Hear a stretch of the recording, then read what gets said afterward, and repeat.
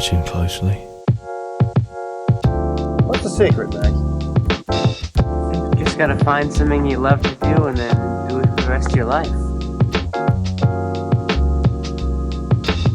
I don't want to be a product of my environment. I want my environment to be a product of me.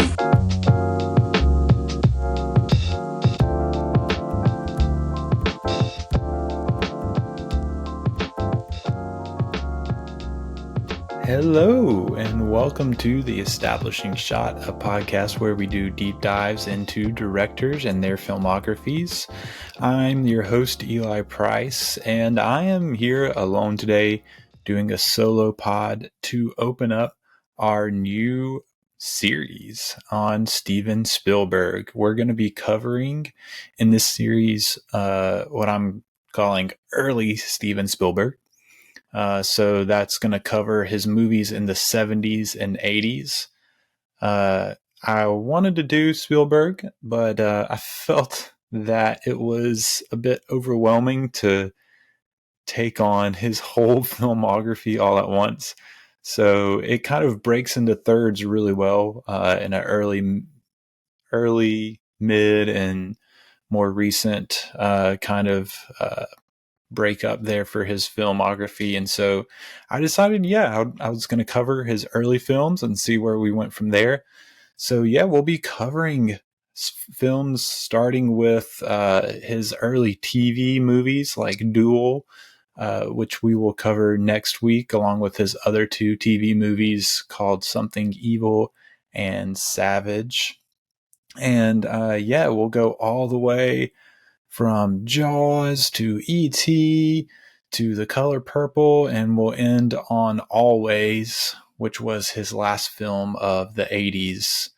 And we'll stop there and see what we want to do. I haven't really decided if I want to just keep going with Spielberg after that. That'll be a while from now, or kind of take a break and do a different director. But we'll see. But we're definitely going to go all the way from his first stuff all the way to Always. So that's what we've got in store. I'm really excited to cover a lot of these movies. This will be my first series. I've done Wes Anderson and Christopher Nolan so far, and it's been a blast. Those directors, though, I had already seen all their films before. And some of their films more than once before already. Whereas I'm coming into this series a little bit more doing some blind spot watching too. So I'll have some first watches. Several. I'll have several first watches as we go through this series. So I'm really excited about that. Of course, we have the Indiana Jones trilogy, the original 3. That'll be fun to go through. Movies like E.T. and Jaws, Close Encounters, just some really great stuff. And another thing I'm kind of excited about is with Wes Anderson and Christopher Nolan, you have people that maybe don't go for some of their films, but none of them are really considered flops. Whereas with Spielberg, you actually kind of have 2, maybe 3 movies that are kind of just considered okay or maybe even bad by the general consensus, both public and critics. And so that'll be fun too, to kind of hit a director that had some movies that just didn't do well and that weren't received well overall. And so, we'll see what that ends up looking like. But I'm super excited. Today, what we're going to do, and this is how I start off all of my director series, we're going to do an overview episode. And it's kind of, I guess, the inspiration for the name of the podcast, which is The Establishing Shot. We're going to kind of take an establishing shot of the director.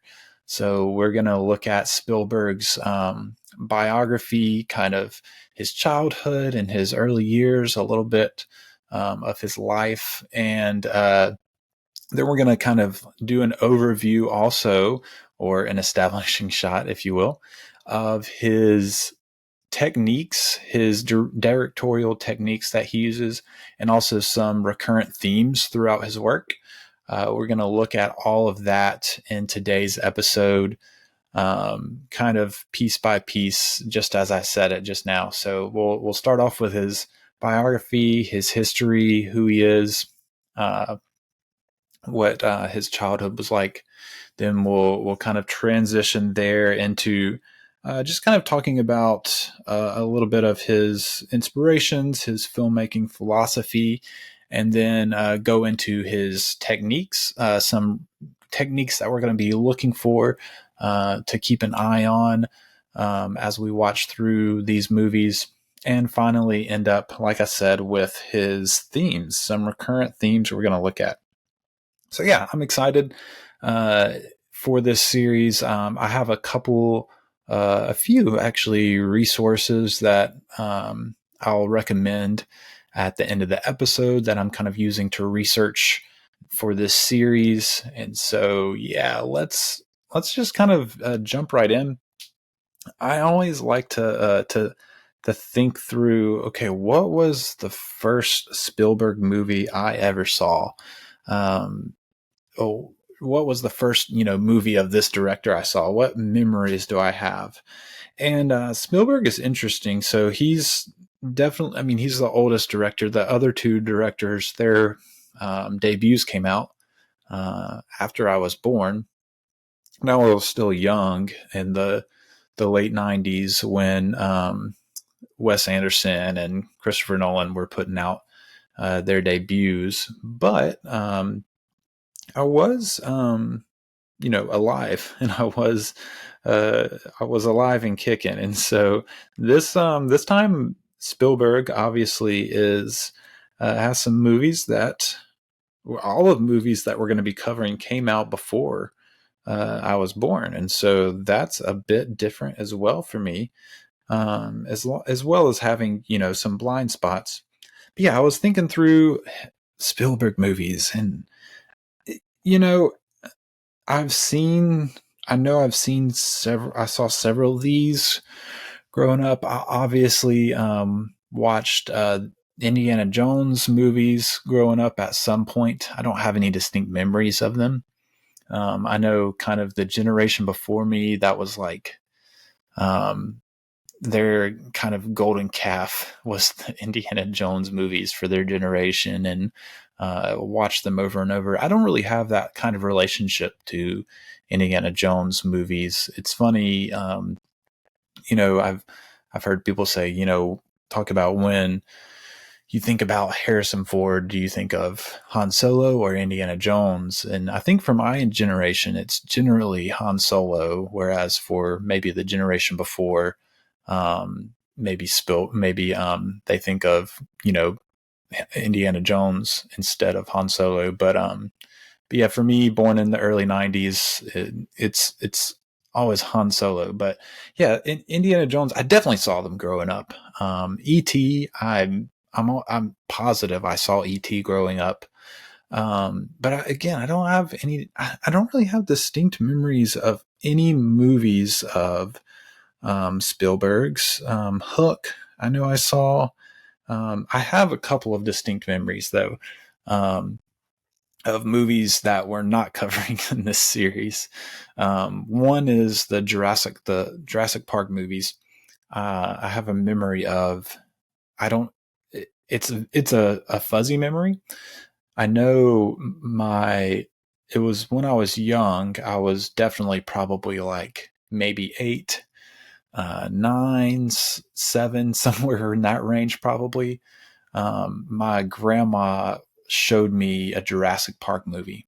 Now, I say it's fuzzy because, for one, I don't know if it was in theaters or not. If it was in theaters, it would have probably been the second Jurassic Park or the third.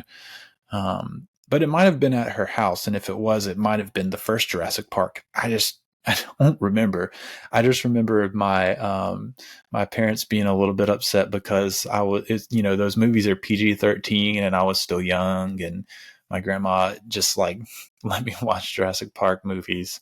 But I definitely have a memory of that and know that I loved it, and super into dinosaurs at that point in my life. So I have a distinct memory of that. The other distinct memory I have is seeing War of the Worlds on a birthday. I think War of the Worlds actually released in June. My birthday's later in July, but it was still in theaters. And I remember going, invited, some of my good friends. I would have been turning, 14. But that's what I wanted to do for my birthday, was to go see War of the Worlds in theaters. So yeah, I remember loving it too. I don't think I've seen it since then either. So I'm excited to eventually revisit that whenever we get to that portion of Spielberg's filmography. Might be way down the road. Who knows? But yeah, those are really the only two distinct memories I have. Like I said, I know I saw the indie movies. No, I saw E.T., Jurassic Park, of course, but in this series in particular, the indie movies and E.T. are the only ones I think I saw growing up. None of the other ones really. And so, yeah, that's part of the reason I have blind spots. Now, since then, I've rectified that. I have seen Jaws and Close Encounters and maybe a couple of others in this series. But yeah, other than that, I've got some good blind spots to cover. So I'm excited about that. Hi. Quick reminder that you can be a huge help to the production of this show. If you visit establishingshotpod.com/donate, you'll find out how to join the Establishing Shot family through some giving tiers starting as low as $5 a month. You heard that right, only $5 a month. And not only will you be helping me keep the show going, but you'll also get some perks yourself, like early and ad-free episodes, bonus episodes, access to a Discord server where we can chat it up about the show and movies in general, and more. Might even let you choose a movie for me to review for the show. Check out that link in the show notes to learn more. Back to the show. Spielberg. Let's jump into Spielberg and who Spielberg is. Enough of me and my memories of seeing Spielberg movies growing up. So Spielberg, when you think of Spielberg, you really think of he's really a household name. I remember we talked about Christopher Nolan in that overview episode of how he has become in recent years kind of a household name after making like the Dark Knight trilogy and Inception and Interstellar. People began to know who he is, culminating in this past year, Oppenheimer being such a big deal because it was a Christopher Nolan movie. And, the Barbenheimer thing helped, but the big thing was it's this big epic biopic by Christopher Nolan. And that was the draw. And so now thinking about Spielberg is like a precursor to Christopher Nolan. When I think of what Christopher Nolan has become, I see that route for a director kind of being paved by Spielberg, a director like Spielberg who, much like Christopher Nolan, sort of was able to play the studio game while at the same time being able to kind of have his way with movies enough to where there was a personal stamp of sorts on it. And so, yeah, when I think of Spielberg, I think of just a director who has really made himself a household name. Everybody knows who Steven Spielberg is. Oh yeah, Steven Spielberg, Indiana Jones, Jaws.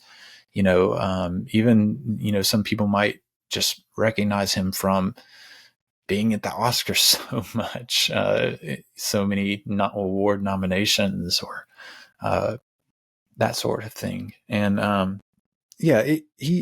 and really, like, I would venture to guess, I didn't look this up, but I would venture to guess he's probably the most commercially successful director of all time. And if he's not the most commercially successful, he's up there, no doubt. So what is the reason for that? Why is he a household name? Why is Steven Spielberg one of, if not the most commercially successful directors of all time?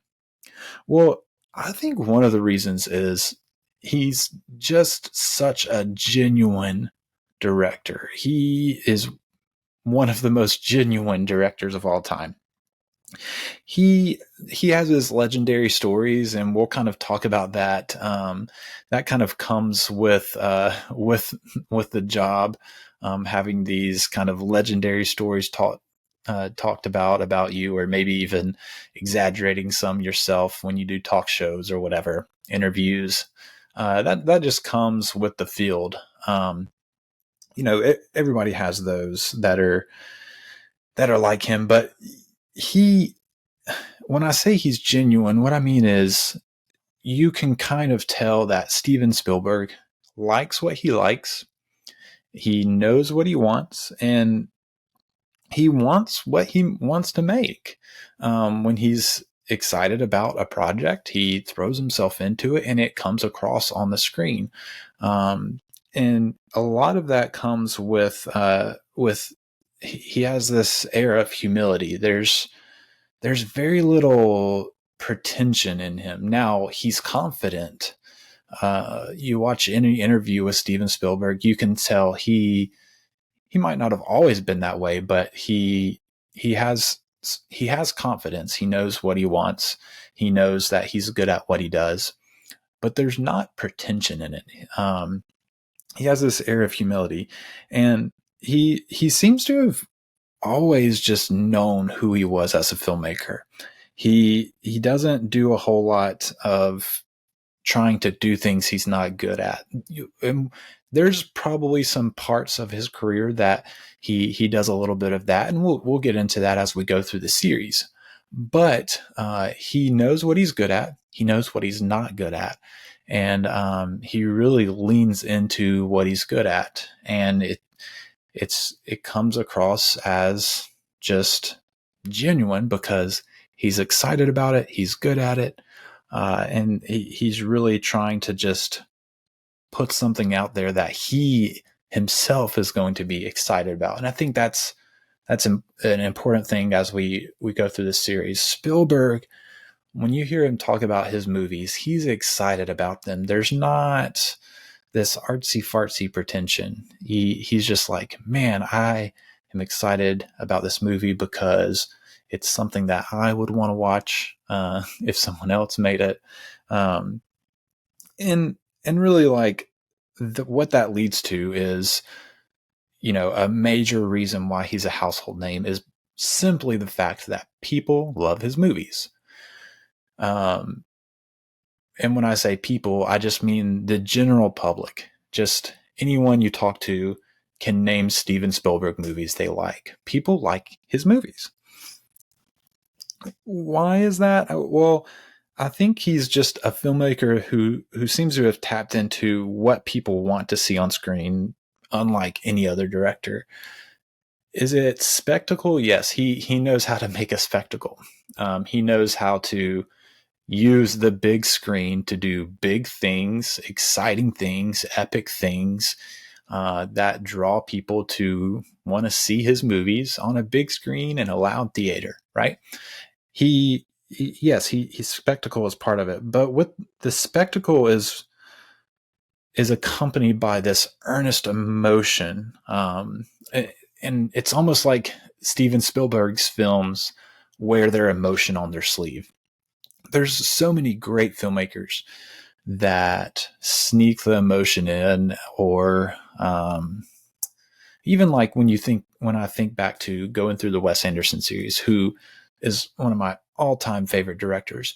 But Wes Anderson's movies don't necessarily wear their emotion on their sleeve. He's kind of witty and kind of has it's not like he's sarcastic.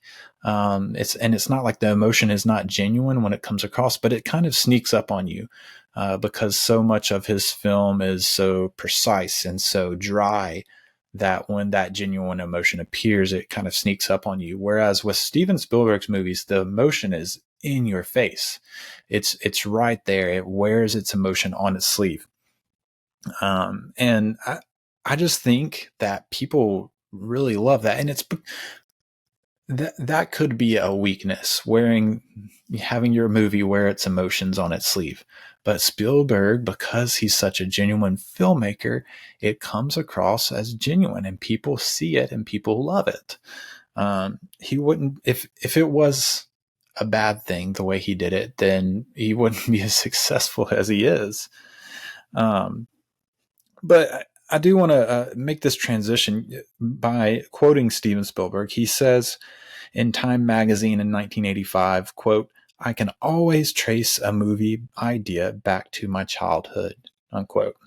So really, like, as we really jump into this, I think to tap into who he is as a filmmaker, you really have to go back to his childhood. So let's go ahead and jump into his life. Who is Steven Spielberg? Where did he come from? What was his childhood like? Let's look at it. So he was born in December of 1946 in Cincinnati, Ohio. His dad, Arnold Spielberg, was kind of a tech guy. He started off working on radios during World War II, did some tours, did some communication stuff. And he went on later to work on TVs, helping build TVs, and eventually working with companies like GE and IBM, working on computers. Just a really smart techie guy who was kind of on the front end of a lot of, important advances in technology. And his mother, Leah, she grew up, she was, I guess the kind of signature thing about her is she had aspirations to be a concert pianist, and kind of abandoned those aspirations to raise her kids, which it seems like she was happy to. It's probably a complex thing of, you're happy to do that, like that's what you want to do, but also like, have this that kind of abandoned longing to be something else, like to be a concert pianist, I'm sure was there. But yeah, and he has 3 sisters, all younger. He's the oldest of 4. His 3 sisters are Anne, Sue, and Nancy. So he kind of has like a sort of typical American family in a way. But yeah,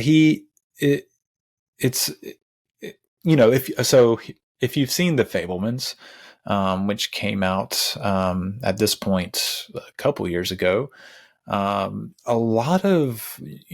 doing my research on his life, a lot of his life really is captured pretty well in The Fabelmans. Obviously, there's some embellishments and some like switch ups and stuff like that are just used so that the narrative works well. But generally, everything that happens in some form or another is pretty true to the research I've done reading about Spielberg and his life. And the movie is just a really good movie, I thought. So I appreciated that as I'm reading and about Spielberg and his childhood and stuff. I'm like, man, the Fabelmans he really captured his childhood and his life growing up so well, and the narrative is so powerful in that movie. It really takes something that, when you're just reading like bullet points about his life, it's just kind of information, but he takes that and turns it into a powerful narrative, which says something about him in and of itself. But yeah, he, one more little tidbit about his birth. He actually, for a while, claimed I think it didn't even come out until the 90s. He kind of lied and claimed to have been born in 47. Part of the reason for that was he had wanted to direct a movie by the time he was 21, I believe. And so he had given himself, I guess, a little bit of a year grace period and was claiming to be 1 year younger than he actually was. So that's, I was talking about how directors have their legends about them where they embellish stuff. And that's probably one of his big ones. Doesn't mean he's not a genuine person, just means he had an aspiration and was going to try to cheat his way into it a little bit. I just thought that was funny. But yeah, and when he was 2.5 years old, they moved in 1949 to Camden, New Jersey, and later to a suburb of Camden called I think it was called Haddon Township in 1952. And really, this is a common theme throughout his childhood. It's like every place he moved, he experienced more and more anti-Semitism, a lot of wrestling with his Jewish background throughout his childhood, and this was really his first memories of that. And despite that, in Cincinnati, and I think some in New Jersey too, he was immersed in a Jewish family. He there's a lot of talks about him being at his grandmother's house, and she had so many friends that were Holocaust survivors, and he even once saw a guy that was at his grandma's was a Auschwitz survivor and showed him the number that was tattooed onto him. So really, like, despite that in his early life, he was really immersed in that Jewish life from his extended family being around.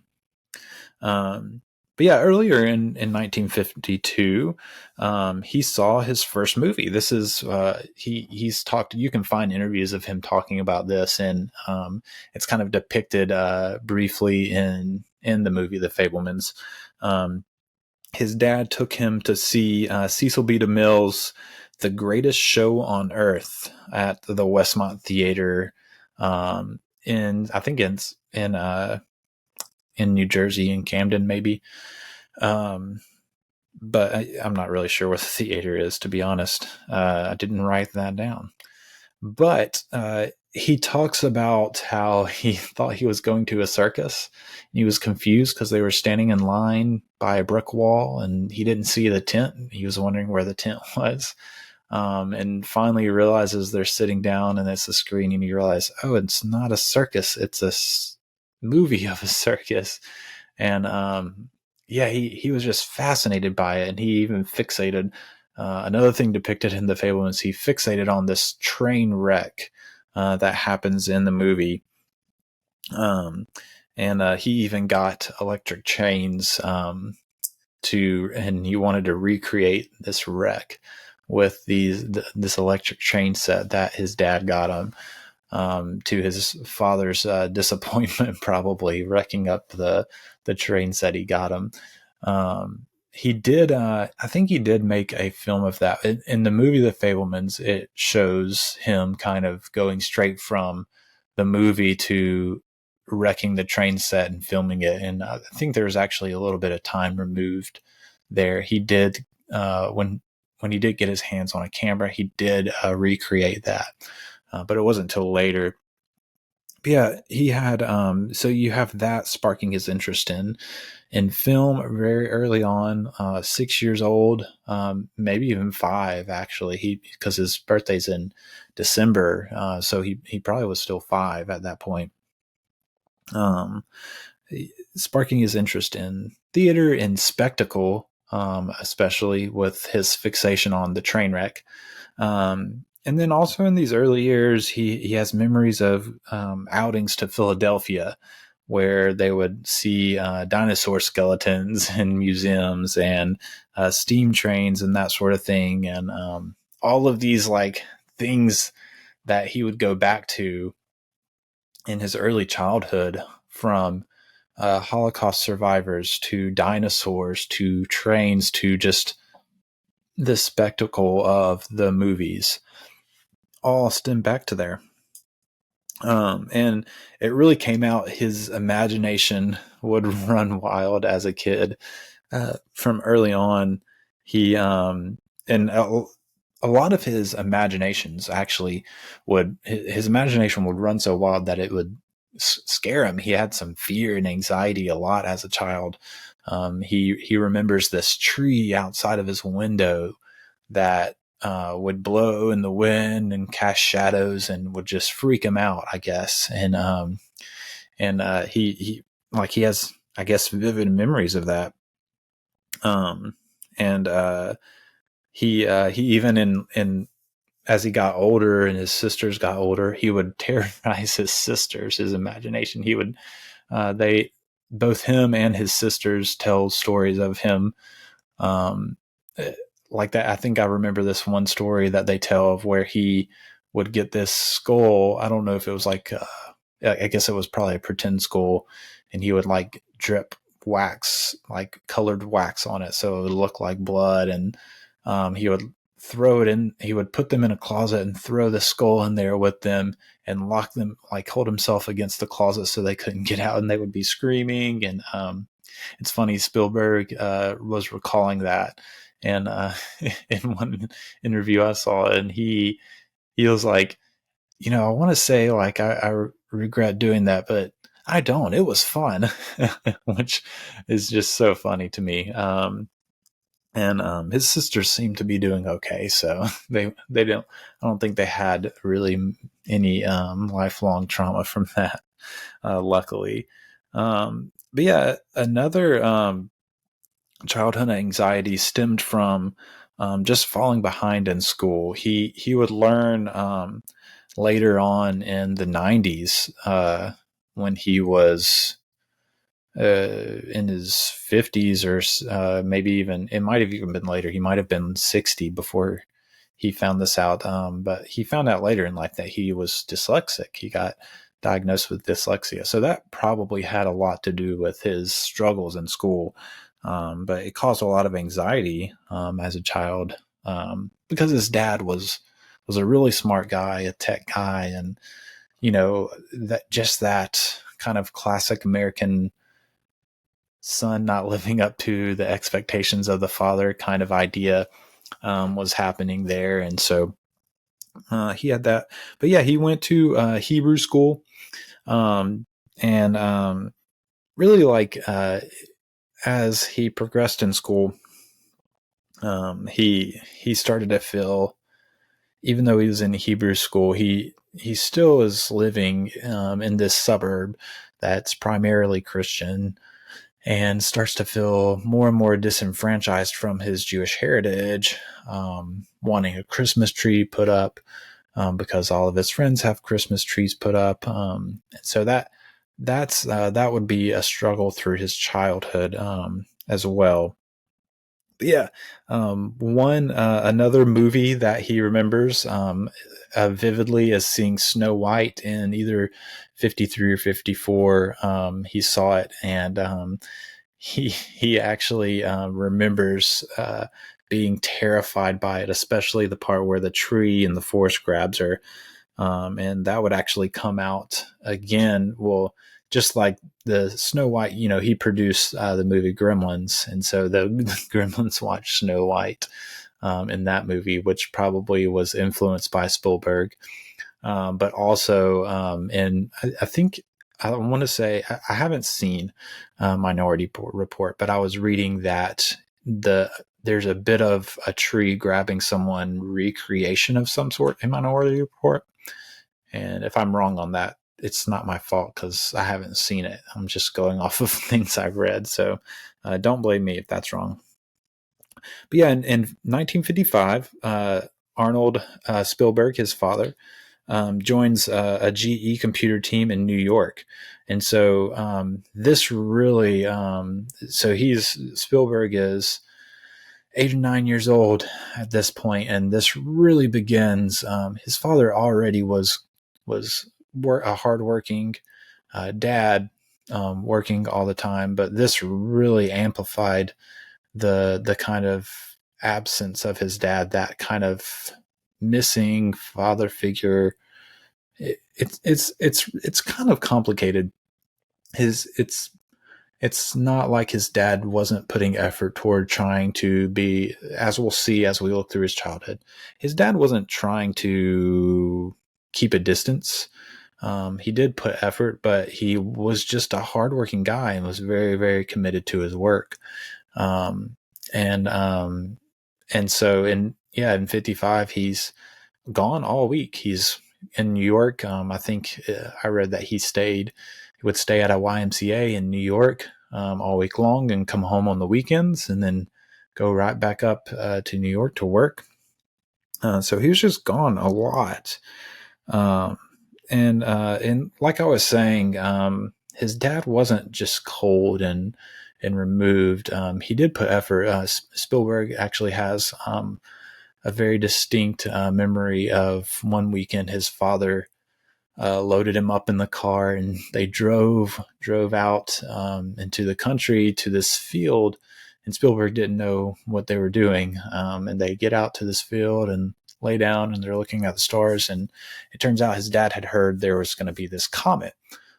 So they were looking at the stars. Spielberg just remembers it being just like this beautiful, clear sky full of stars, which probably influenced a lot of his composition, maybe in his films too.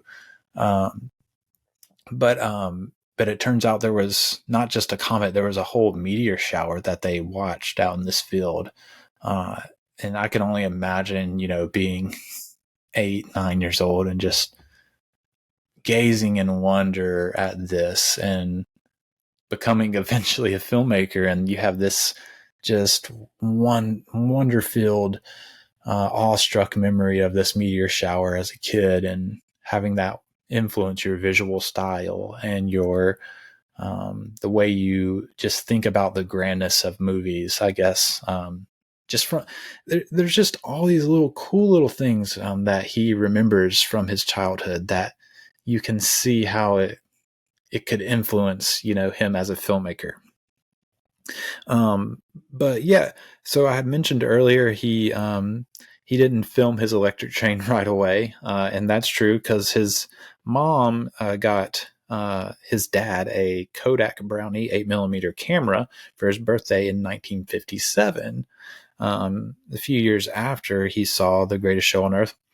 But yeah, he borrowed his dad's camera and made his first little 3-minute short film of his electric train crashing to try to recreate that scene from The Greatest Show on Earth. So yeah, that was kind of his very first venture into the world of filmmaking. A young 10, 11-year-old Steven Spielberg making his first movie. Shortly after that, his dad's job moved him to Arizona. They lived in an apartment in Phoenix for a bit, and then eventually moved to Scottsdale, which was a suburb of Phoenix, I believe. And through this time, it's just an increasing of his dad being absent because of his work. He's moving up in his field. He's actually managing something at this point.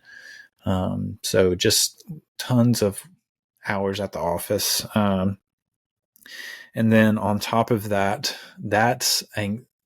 childhood anxiety, in Scottsdale, they were the only Jewish family in this suburb, and so the anti-Semitism he experienced just increased a ton.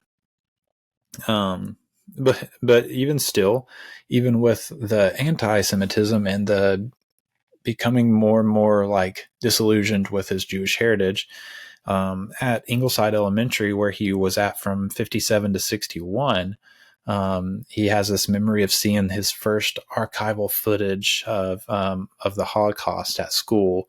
They watched a network special that had come on. and he has a distinct memory of that.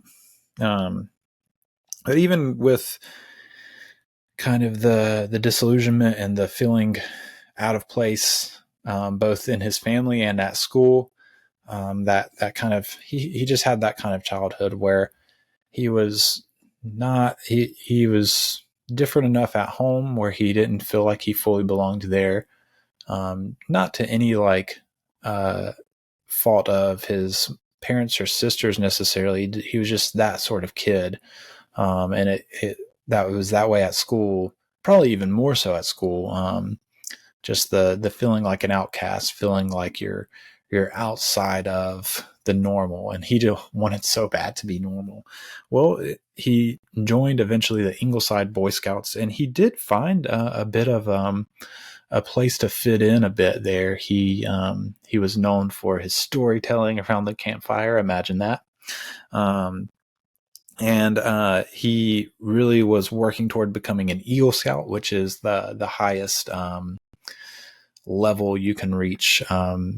If there's Boy Scouts listening, I'm probably like the terminology, I have it all wrong, and so they're probably mad at me, but that's okay. The Eagle Scout is like the highest point you can reach, I think, in the Boy Scouts. Anyway, he wasn't as good as like the physical stuff kind of as some of the other boys, and his dad or somebody suggested that he shoot a movie to receive the last badge he needed to become an Eagle Scout. And so that's what he did. He got together and made this Western heist scene called The Last Gunfight. And I don't remember seeing how long that movie was, but he made it with his dad's camera, that 8mm camera, and with some of his friends from his troop. And so I imagine that was just a fun time. They were actually like impressed with the work he did and got his badge, became an Eagle Scout. Another thing he shot at the time was he had made this little contraption with a wagon or something, and had tied it onto their dog Thunder, attached it somehow and attached the camera to it. And so there's like all this footage that he got with the camera rolling of their dog just kind of running around and exploring their yard and neighborhood or whatever, and made a little I think it ended up being an 8-minute little short called A Day in the Life of Thunder.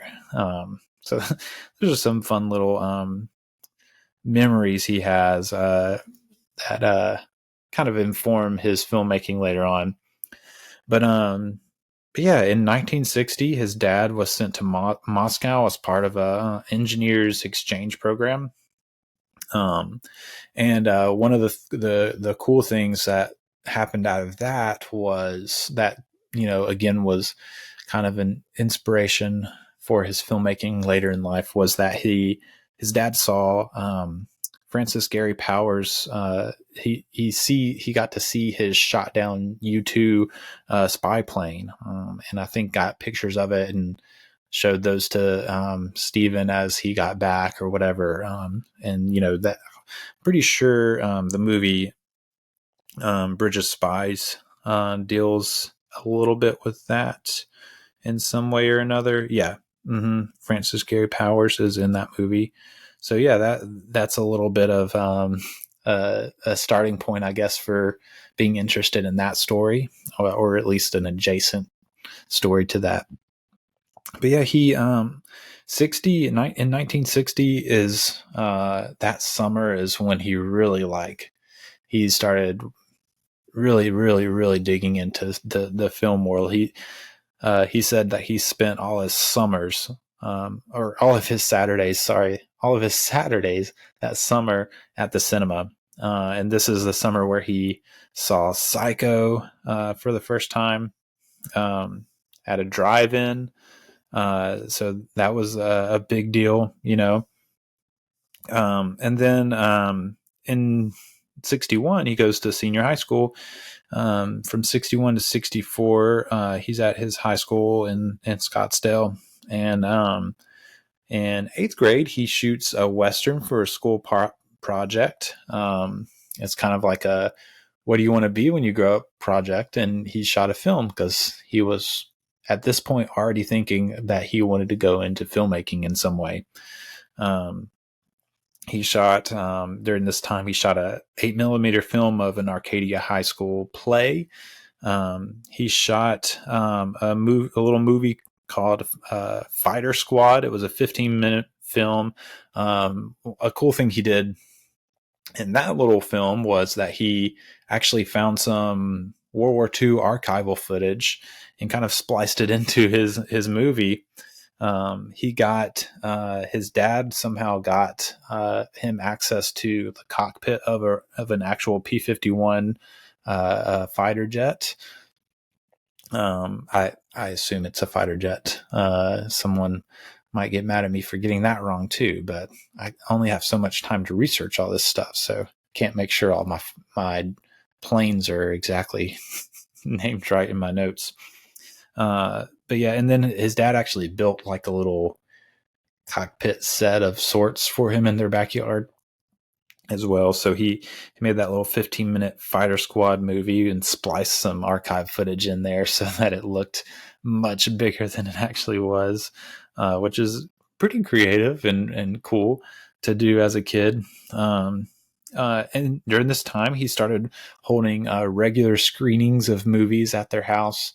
I want to say he would charge like 25 cents or something like that. His sisters would do like sell drinks or whatever, and they would have people from the neighborhood, I guess, come to watch movies at their house, which is a pretty cool idea. I think there is even a story of him getting a screening for some movie that was like, I guess it was a movie that was like still out in theater or something. It was something to that effect, because he wanted to sell tickets to it, but his dad was like, you shouldn't really be making money off of this, and suggested that he give it to a charity. And so he did end up giving all the proceeds for those tickets that people bought to watch the movie at their house to, I want to say it was an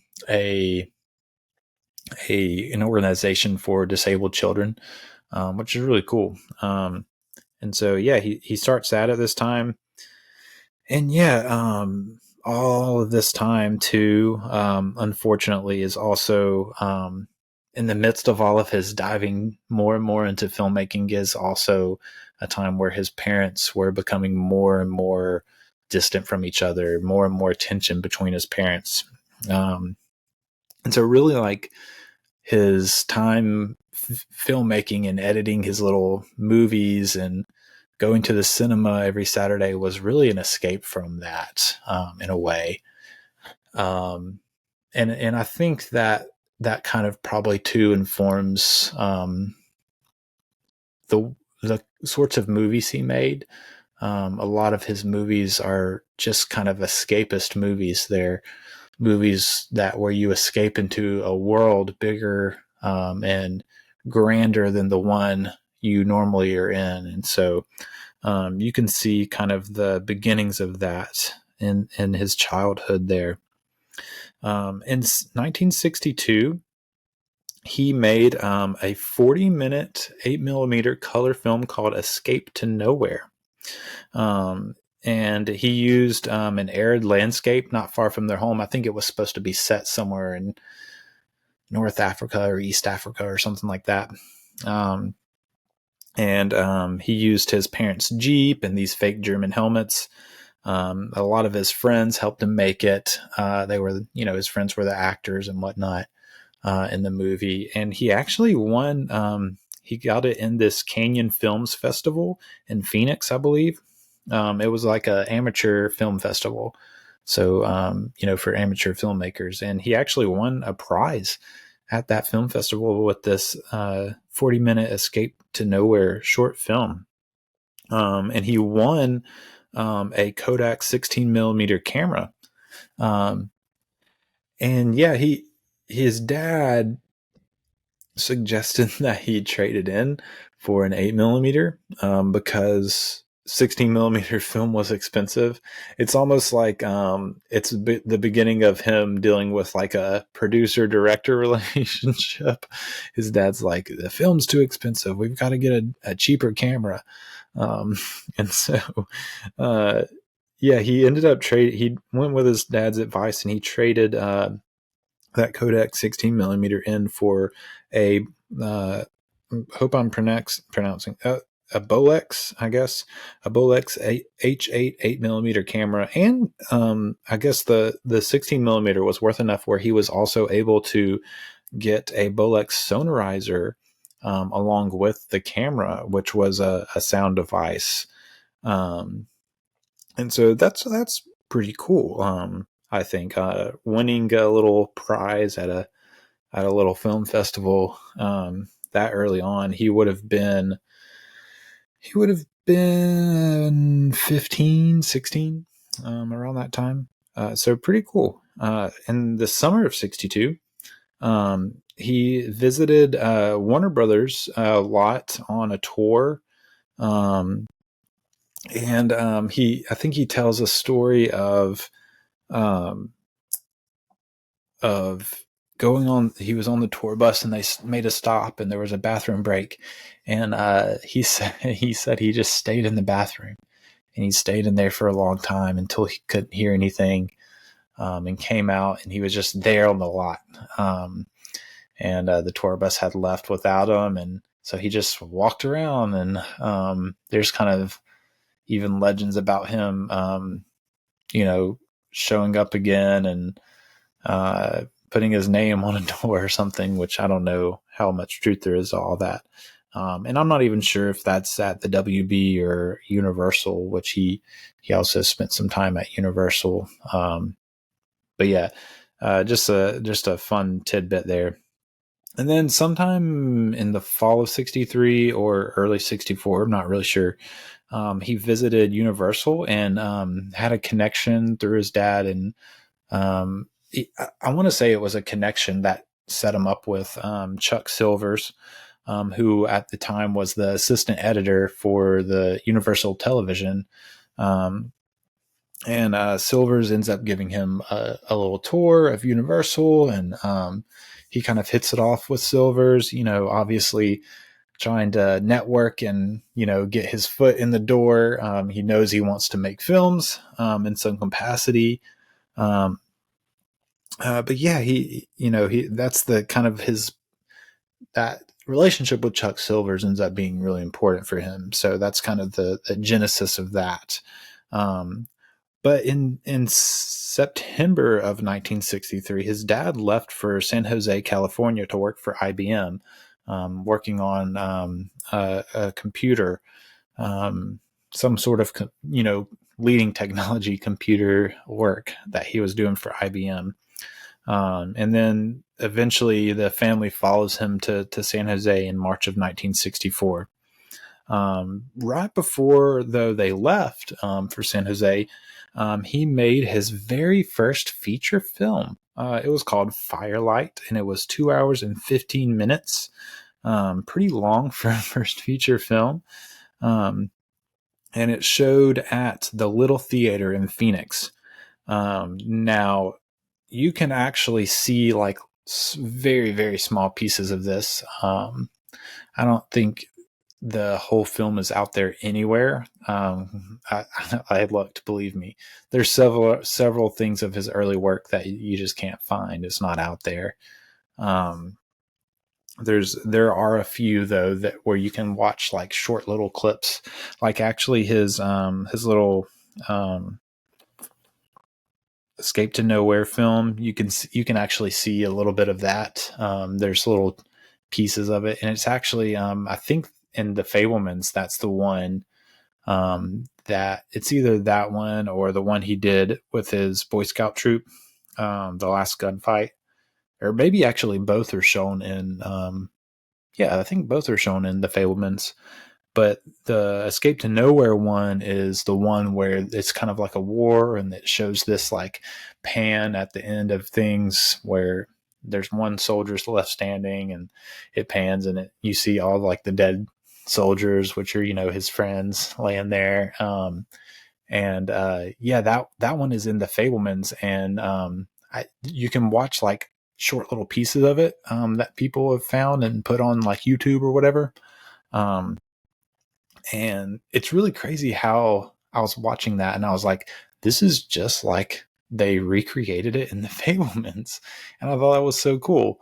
How, they got it just right. And, he was recreating that probably mostly from memory. I don't know. Maybe he still has it somewhere and rewatched it so that they could remake it for the movie. I guess that would make sense. But yeah, I just thought that was so cool. And before we keep going talking about Firelight, because we'll talk about special effects there, but he was already like really had a mind for special effects. He would rig up these little, I guess, fulcrums with plywood, or boards of like 2x4s or whatever, where he would set them up in the field and pile dirt on them so that, and map out, hey, you're going to run this way and you're going to step on that board. And when his his friend actors would run, there's supposed to be gunfire and bombs going off or whatever, they would run and they would make sure they would step on these boards and it would throw the dirt up like a mine went off or a bullet hit or whatever.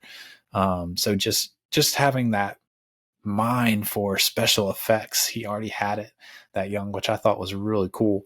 And then, when he eventually makes this feature Firelight, he actually took every weekend for a whole year, which reminds me of Christopher Nolan making his first feature Following. He was older, a good bit older than Spielberg was. But yeah, and actually I've heard, I was watching a speech Spielberg was giving, I want to say for AFI maybe. But he even said, when I was making my first feature, which is an awful movie, by the way, he kind of just wrote it off as being just a terrible movie, which maybe it was. I don't know. I haven't seen it. But yeah, he took every weekend for a whole year to shoot it and get it made. And it's really like you can watch like a few little pieces of it. There's somehow someone got a hold of a few little tiny like clips of it, and you can watch those on YouTube. It's really bad quality, unfortunately, but you can watch those little pieces. It's very, very little. It's like maybe a minute's worth of random clips. But yeah, he has some special effects with this like red light. It's supposed to be this like visit from a UFO, and really like you watch it and you're like, wow, this is kind of a predecessor to Close Encounters. And with the way he did the little special effects with the red light and stuff. And even like there's like a scene in Close Encounters where these three ships kind of come down and they're like blue and red lights and they kind of take off and like spread out from each other. And there's actually like a little clip you can see of a similar thing with much less quality and much less realized than in Close Encounters, but it is that same like three little UFO lights that like come down and take off or whatever. You can see that in those clips in Firelight. So really cool. He's already thinking about that sort of epic UFO encounter movie. He composed the music for that himself on his clarinet. He played the clarinet. I haven't mentioned that, but he was pretty musical. And John Williams even has said in the past that if Spielberg really wanted to, he could probably compose his own scores for his movies. But I doubt they would be as good as John Williams. But yeah, he had his high school orchestra play the music for the movie, and the movie cost $600 at the time, which I think adjusted for like inflation, it would end up being like over 5,000. I want to say 5,700, something like that is what I read in today's dollars, 2023 monies. But yeah, $600 to make this little 2 hour, this little 2 hour and 15-minute movie that he admits is not very good, but had the beginnings of Close Encounters, which is important because Close Encounters, I think, is a great movie. But yeah, so they moved to San Jose, California, and he spends that was his senior year of high school at Saratoga High School there. He recalls being bullied heavily there. You're moving as a senior in high school. You're the new kid. He experienced a ton of anti-Semitism there in California. Very unfortunate. Just really like amplifying the otherness he already felt. But escaping into film even more. He takes on journalism and writes on sports for his high school, and he does a lot of like filming of some games and stuff like that. So yeah, I guess you would probably think he's getting an eye for action by filming sports events at his high school.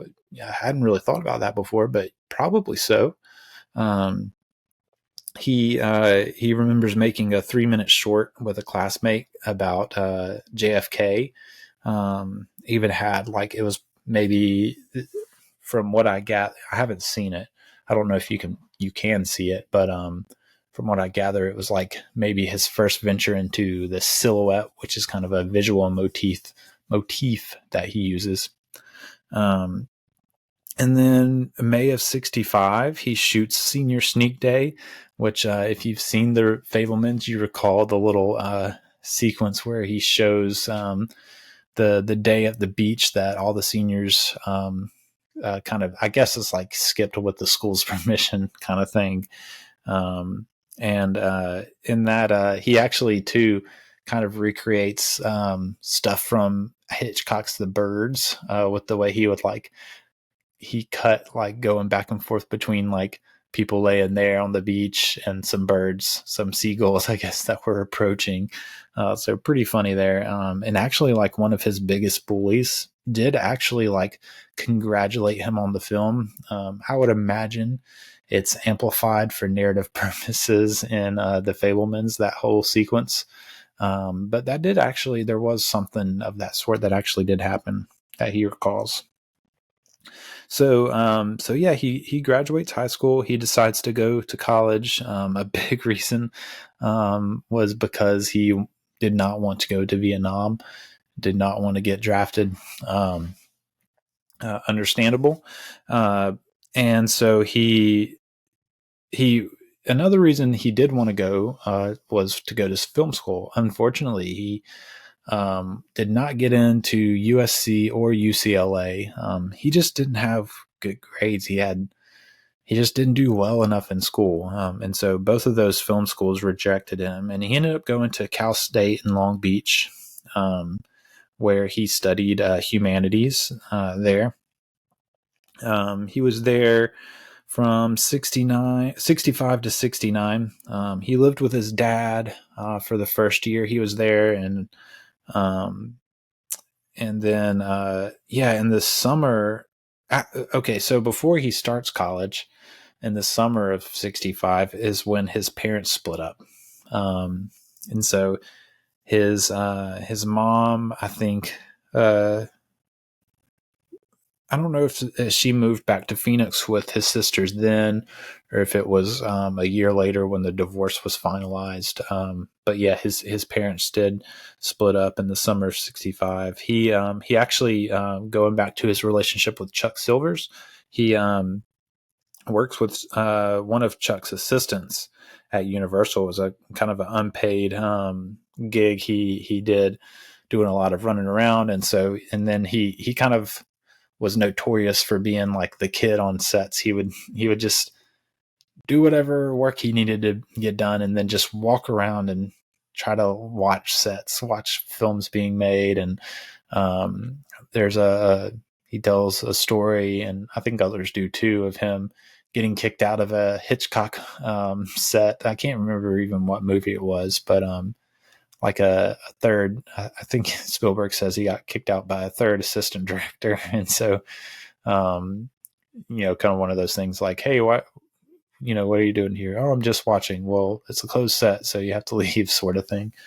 And actually in that summer too, he ran into John Cassavetes, and Cassavetes took him on as a bit of a like unpaid production assistant for the movie Faces. And so he got to spend some time on that set, making, doing probably just grunt work for the movie Faces with Cassavetes, which is really cool. One of the other things I thought was really cool was just like his ambition. He would run into, stars and, famous directors, I'm sure, on the lots at Universal. And he would, one of the things he would do is he would invite them to go to lunch with him in the commissary. So he would be like, hey, Charlton Heston, you want to go get lunch with me and talk about filmmaking? And yeah, he had lunch with Charlton Heston. He had lunch with Cary Grant, with Rock Hudson, some of the big names. I'm sure he had lunch with a lot of other people too. Just this kid who's excited about filmmaking and not afraid to take a step and invite a guy like Charlton Heston and Cary Grant to go eat lunch in the commissary with you. Really cool. But yeah, after that summer, he starts studying humanities at Cal State. After a year, he moved in with a class. Well, I'll say a classmate. He was actually a law student named Ralph Burris. I guess a friend he met at Cal State. And yeah, he continues to shoot short films, and he even starts like trying to submit them to the executives at Universal. But he does eventually get advice like, hey, you got to start shooting on 16 and 35 millimeter because they're not going to look at 8 millimeter film. It's just not respected, not taken seriously. And so he starts working at restaurants to be able to buy film. And in the spring of 1967, he starts making a movie called Slipstream about he's kind of capturing a bike race that's happening. And around this time too, his roommate Ralph Burris had dropped out because he had aspirations to be a producer. So he had dropped out, and Burris got $3,000 from his parents loaned to him. A friend gave them $1,000. Chuck Silvers gave them some 35 millimeter film stock, and then he needed some more equipment. So his dad actually set up a production company called Playmont Production because he was still considered a minor and wasn't able to rent stuff himself. So he would rent it through this little production company that his dad set up. And yeah, you can actually see, I mean, it's probably like less than a minute's worth of footage of Slipstream on YouTube. Again, like all this stuff that you can see on YouTube is like really bad quality. I'm sure it would be if it was kind of taken and, Criterion got a hold of it, they would make it look good.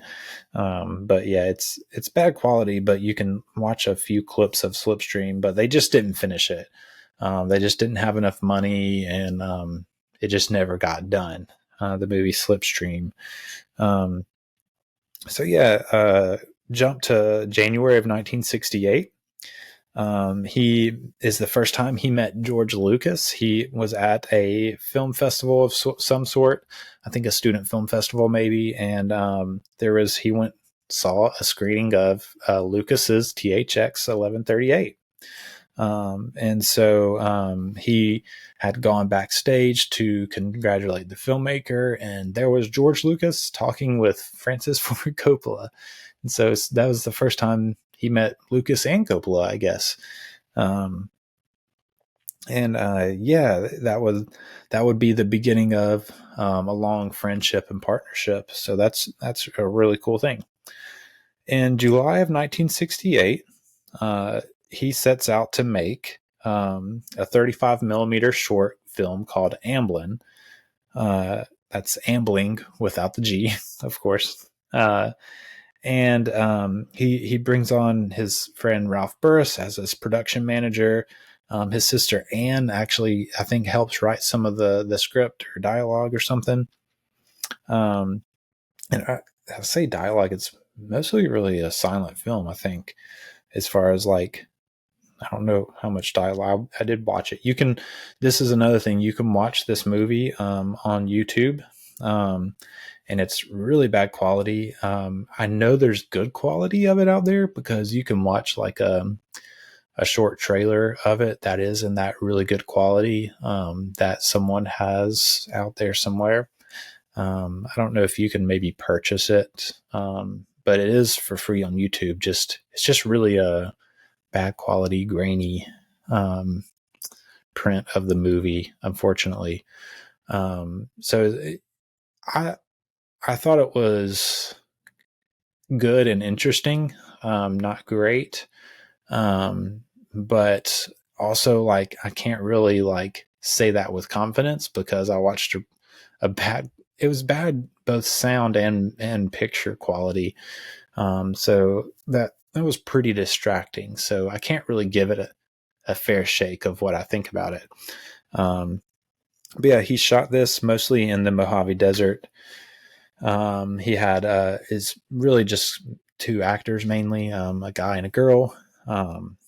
The guy, he well, let's see if I'm jumping ahead of myself.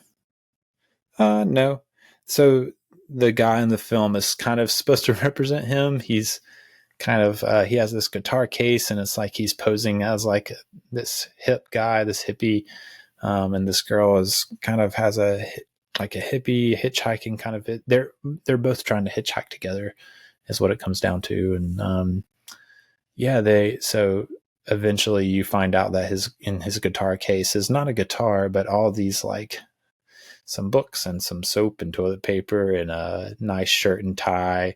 So really all along he was a square sort of thing. And so it's kind of like people think it's like this stand-in for Steven of like, he's trying to be this, but really he's a square, which I can see him kind of doing that with that character. But in September of 68, he signed a contract with Dennis Hoffman to finance the movie. There ended up being this like long-standing dispute between him and Hoffman, because there was this clause in the contract he signed to get it financed, where basically like within 10 years he had to direct another movie for Hoffman. I don't know if it was like one or if there's like a multiple movies he was supposed to direct for Hoffman in this contract. But yeah, so that didn't happen. And so after Steven Spielberg had success with Jaws and Close Encounters, Hoffman sued him because of this contract. He never directed this movie for me that was in this contract, and they settled out of court for $30,000. Later in 1987, Spielberg actually invested in this donut company that Hoffman started, but Hoffman didn't. He kind of failed his financial obligations in that deal, and so Spielberg backed out. So it's kind of like this tension between these two guys. And then jump to 1994, Hoffman this is when it came out in the public that Steven Spielberg had been lying about his age. And so part of the settlement in the original deal was like, oh, he's this age. I don't know. There was some sort of thing with his age about the settlement. I can't remember exactly what it was, but he finds out his real age, which would have been to his benefit in the original settlement that they came to. And so he sued Spielberg again, this time for $33 million. And obviously Spielberg's very successful at this point. And Spielberg actually wins this one. And it's because in the contract it said that Hoffman was supposed to have produced a script to Spielberg for him to direct, and he actually never held up that part. He never produced any script. He never like gave Spielberg any scripts, and so that whole thing was kind of like a wash. Like he didn't actually do what he was supposed to do in the contract either. So yeah, that was a whole like drama that went on. But Amblin did get financed, and it did get made. Yeah, Spielberg obviously got it in the hands of his friend Chuck Silvers in the fall of '68, and Silvers was so impressed with it that he called up Sid Sheinberg, who was I think the vice president of Universal at the time, and he was like, "You've got to watch this movie, this short film by this kid Spielberg." Sheinberg watches it and is very impressed. He's so impressed that he calls Steven Spielberg into his office and offers him a 7-year exclusive contract working for Universal TV. By December of 1968, the Hollywood Reporter announced that at 21 years old, Steven Spielberg was the youngest ever to sign with Universal TV. So he leaves college in early 1969, doesn't graduate. And part of that legend is that he never even went back to clean out his locker. Amblin won Best Short Film at the Atlanta Film Festival and at the Cine competition, or CINE. I'm not really sure exactly how that is pronounced or said or what. But yeah, won Best Short Film at those, which is really cool. It was, I think they did try to get it into the Oscars in the short film category, but it was rejected because there's like some depiction of drugs, and so they rejected it, which is funny. I guess that was a thing then. They would reject movies because of drug depiction. I didn't know that. But yeah, that was the thing apparently. Amblin is successful for what it is, and he gets a deal out of it, a 7-year deal. Now Spielberg, he's come out and said that he really had no interest in directing TV, but he kind of saw it as like, well, this is an opportunity and I need to jump on this opportunity. He tried to take it as this kind of learning experience, which he did. He did eventually see it as a good experience and a good start to his career. But he does now say that he had more fun shooting 8mm films as a kid than he ever did working in TV, which is understandable. But yeah, while he starts working at Universal, he's 21 years old. And man, he really dealt with a lot of people that were resentful of his age. People didn't want to work with him. And you got to think too, these are, especially a lot of the actors and actresses, these are people that were like golden age actors and actresses that are kind of in this point in their career where people aren't asking them to be in their movies as much and they're having to do TV work. So, there's already a bit of resentment just at the industry itself. And then you've got this 21-year-old walking around like with this deal, and it's like, oh, here's this kid that they signed so they could say they signed this young kid. So there was some resentment there and some lack of respect, I guess. But yeah, in 1969, he directs his first official directed thing. It was this show Night Gallery, which kind of follows in the footsteps of a Twilight Zone sort of anthology episode sort of thing. And so he actually directed the second segment of the pilot episode, and his segment was called Eyes. And originally Betty Davis was actually supposed to be that main actress in the main role there for that segment. And when she heard that they were going to have this 22-year-old kid direct it, she would not do it. She stepped out. Joan Crawford stepped in, and it's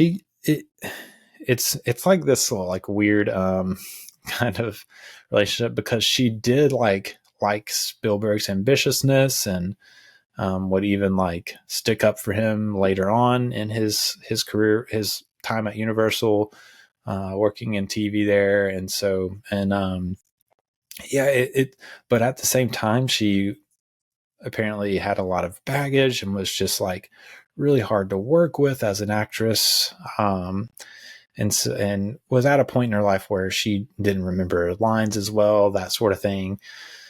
A lot of stress. And so it was and Spielberg, in hindsight, said that was a trial by fire. And he actually even took like a year off of directing any shows, and was trying to write his own stuff and get that picked up somewhere. And he didn't really have any success with that. But yeah, he comes back in 1970 and directs episode 27 of the first season of Marcus Welby, MD. His episode was called The Daredevil Gesture. And I did actually watch this. You can find it on Amazon.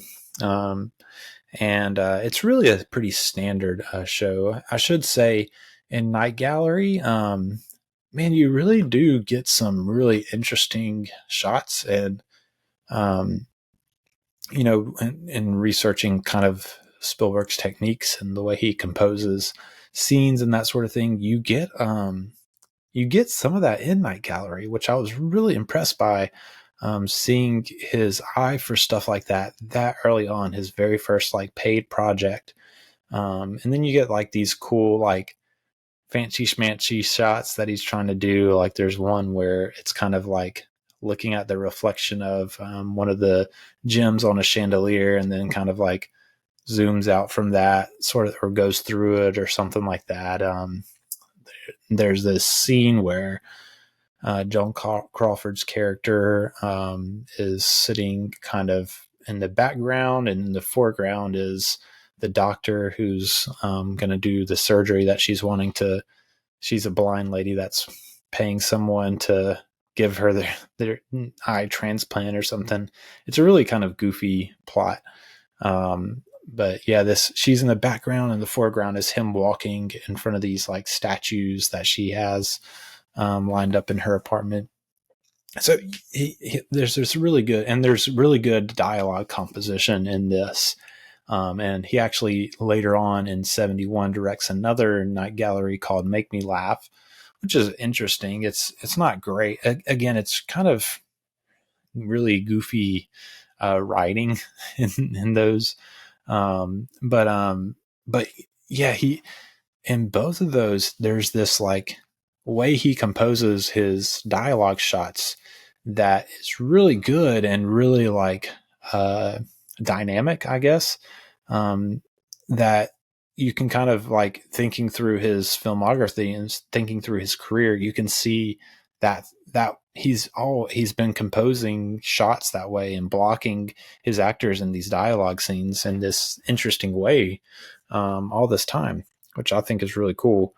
But yeah, as far as what I've seen of all these shows that we're going to talk through, really Marcus Welby, MD, that episode he did for that show is the most like just standard, just straight show. There's not really a whole lot going on in Marcus Welby, MD, as far as doing anything interesting.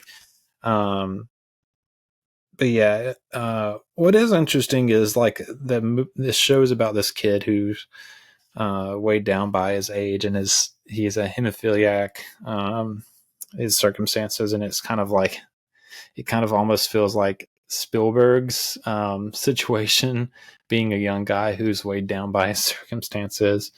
But yeah, it's just shot very conventionally. There's not a ton of interesting stuff going on there. Now, in 1971, he does a lot of work in 71, a ton of work. And he directs this episode of this show called The Name of the Game, which kind of follows three different journalists, I believe.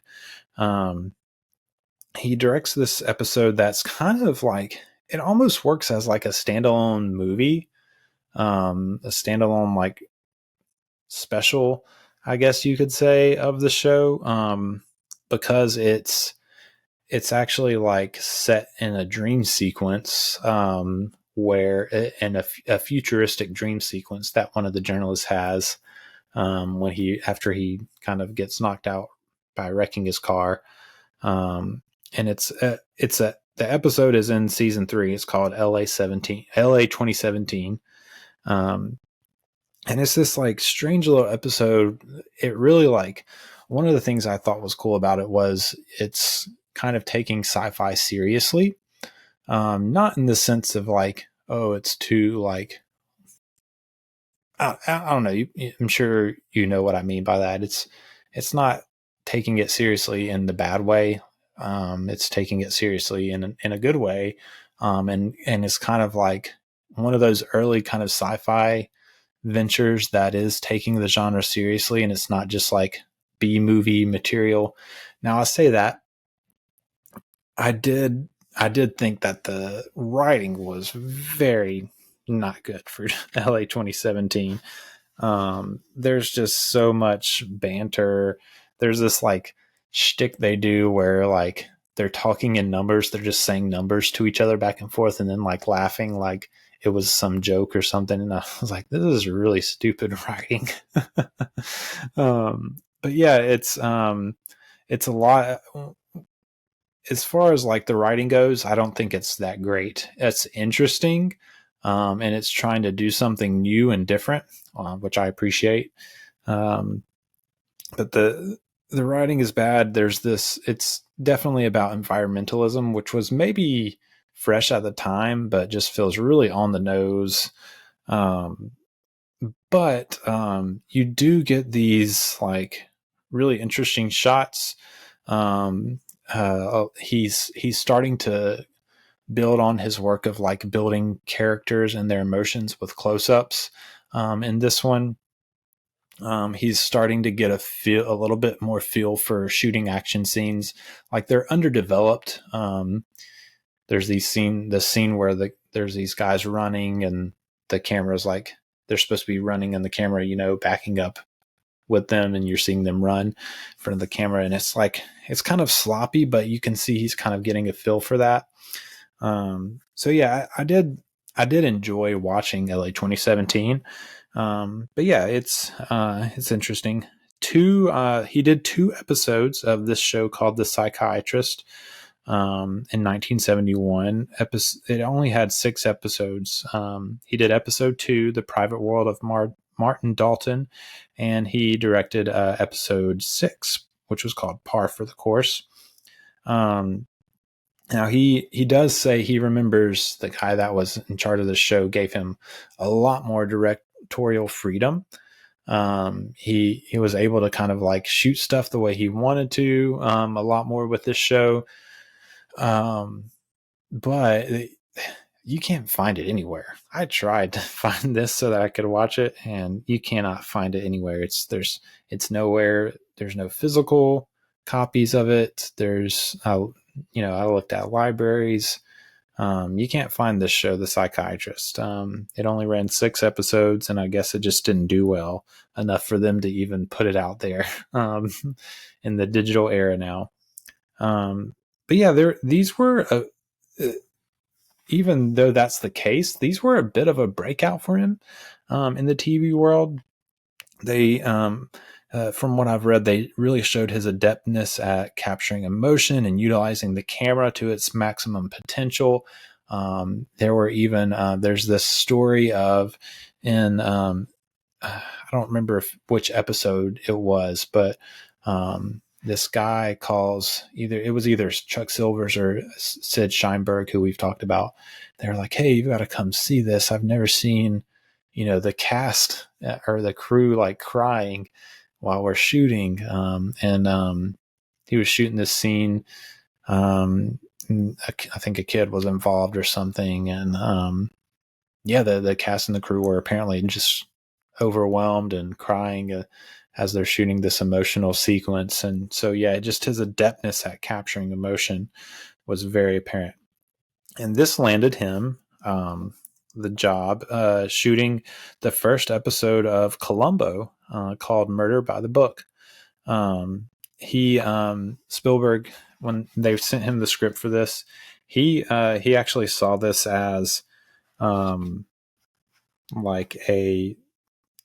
saw it as the best script he had ever seen.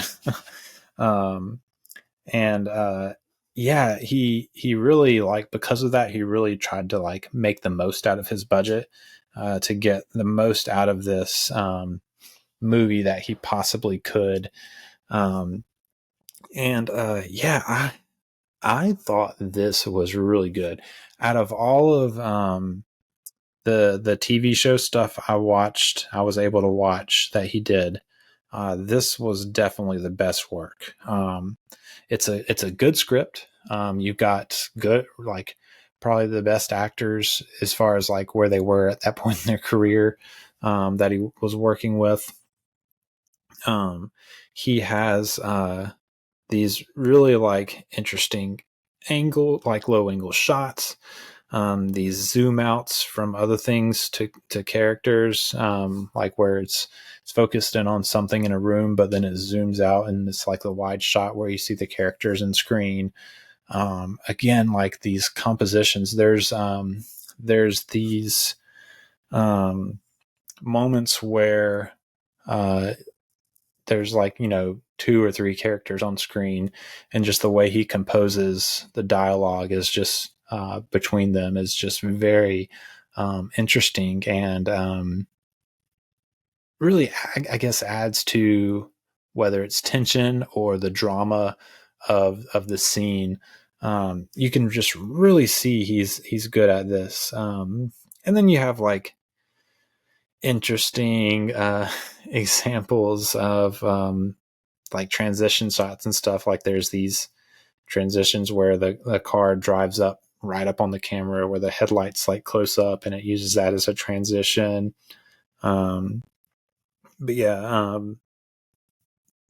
It's just really well. It's really, really good. I thought it was it was definitely the best work I think he did out of all of his TV work. The last thing he did for TV was also in 1971. Well, as far as TV shows, was for the show called Owen Marshall, Counselor at Law. And he directed the third episode of that called Eulogy for a Wide Receiver. This is another one that I wasn't able to find streaming or rentable or at the library or anything like that. So, it just seemed like it was maybe another one sort of like his Marcus Welby episode, where there wasn't a whole lot to write home about it, except for maybe him, again, in The Psychiatrist, just gaining a more adeptness at capturing emotion. So, that was the last thing he directed for TV. We'll talk a lot more about Duel and Something Evil and Savage next week. Duel was a TV movie that he directed in 1971. He actually used his, I think it was a not final cut version of Columbo. He gave to the guy that had the rights to the Duel story. I think it was show me your best work and I'll decide if I want to give you the script kind of thing. And that episode of Columbo got him the script for Duel. We'll talk about those next week. 2 of them were TV movies, just made for TV movies, which were Duel and Something Evil. And then Savage is kind of considered just a TV movie, but it was actually a pilot, supposed to be a pilot episode for a show that never got picked up. That was his start. Once he got Duel, he did direct those 2 other things, but man, after Duel got picked up, and then we'll talk about it more next week, but actually got some theater time. He finally got some traction and was able to get moving with the Sugarland Express, which was his first theatrical released. Like I said, Duel did get a theater run in Europe, and it got a theater run also in the U.S. later on, like a few years later. But yeah, the Sugarland Express was his first theatrical released feature film. And then he made Jaws after that, and there's no turning back after Jaws. So, yeah, it's just really interesting. A really interesting start to his life. I think we touched on a lot of good tidbits of kind of like things that you see from his childhood that just greatly influenced him now.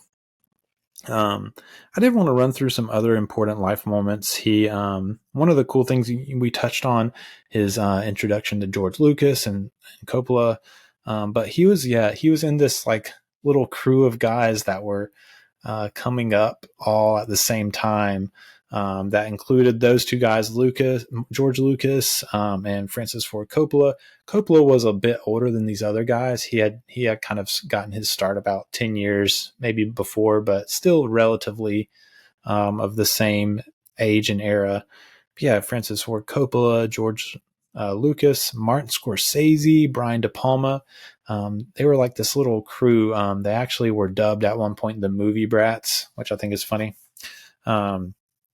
But yeah, they all became very close, and even like kind of like fun, competitive kind of thing going on between them. They would show each other their movies and critique and all that sort of stuff. It was like their own little like art movie community that they had. And I always love that sort of stuff. I love when these guys like find their own little niche and their own little communities where their kind of creativity can bloom, I guess, and grow. It's kind of like an iron sharpens iron sort of thing. And it's just, I also think it's cool because you think about like Scorsese, Lucas, Spielberg, De Palma, Coppola, they all had such different careers, different ways of making their film, like their film.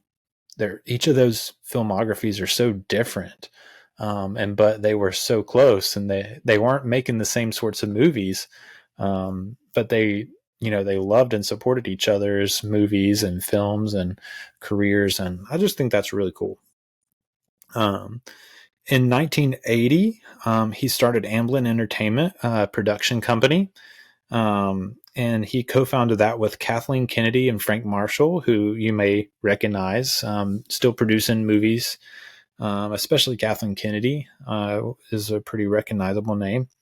But yeah, so between 1984 and 1990, which is kind of later in the period we're covering in this series, he directed movies, but during that period, that kind of 6-7 year period, he actually produced or executive produced 19 films in those years, which is really impressive. At that point in his career, he was successful and he was just moving nonstop. He's making movies, he's producing movies, he's executive producing movies. Really cool. And also, like, he produced a ton of cartoons and even a couple of animated features like the American Tail, Fievel movies, and the first Land Before Time movie he produced. He did a lot of TV production with like he had stuff like Animaniacs and Pinky and the Brain. I think Freakazoid, Tiny Toons. I think was a Amblin production that Steven Spielberg produced. He was just like working nonstop in the mid 80s, early 90s. He first met his first wife, Amy Irving, through Brian De Palma. She was in the movie Carrie. So he met her on that set, and they got married years later.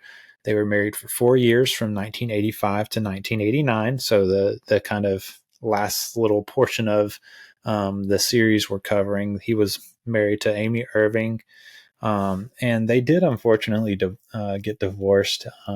He talked about in a documentary how he never thought, because he had experienced divorce as a child, he never thought he would get divorced. And yet he found himself getting divorced. And they did have one child together, Max. And Spielberg recalls just like feeling so just overwhelmed with guilt about, how this would affect Max. But yeah, from what I can gather, they stayed like close to each other where they could, both be parents to Max and stuff like that, and had it's not like it was a really, really contentious breakup or anything from what I can gather. I'm not real sure.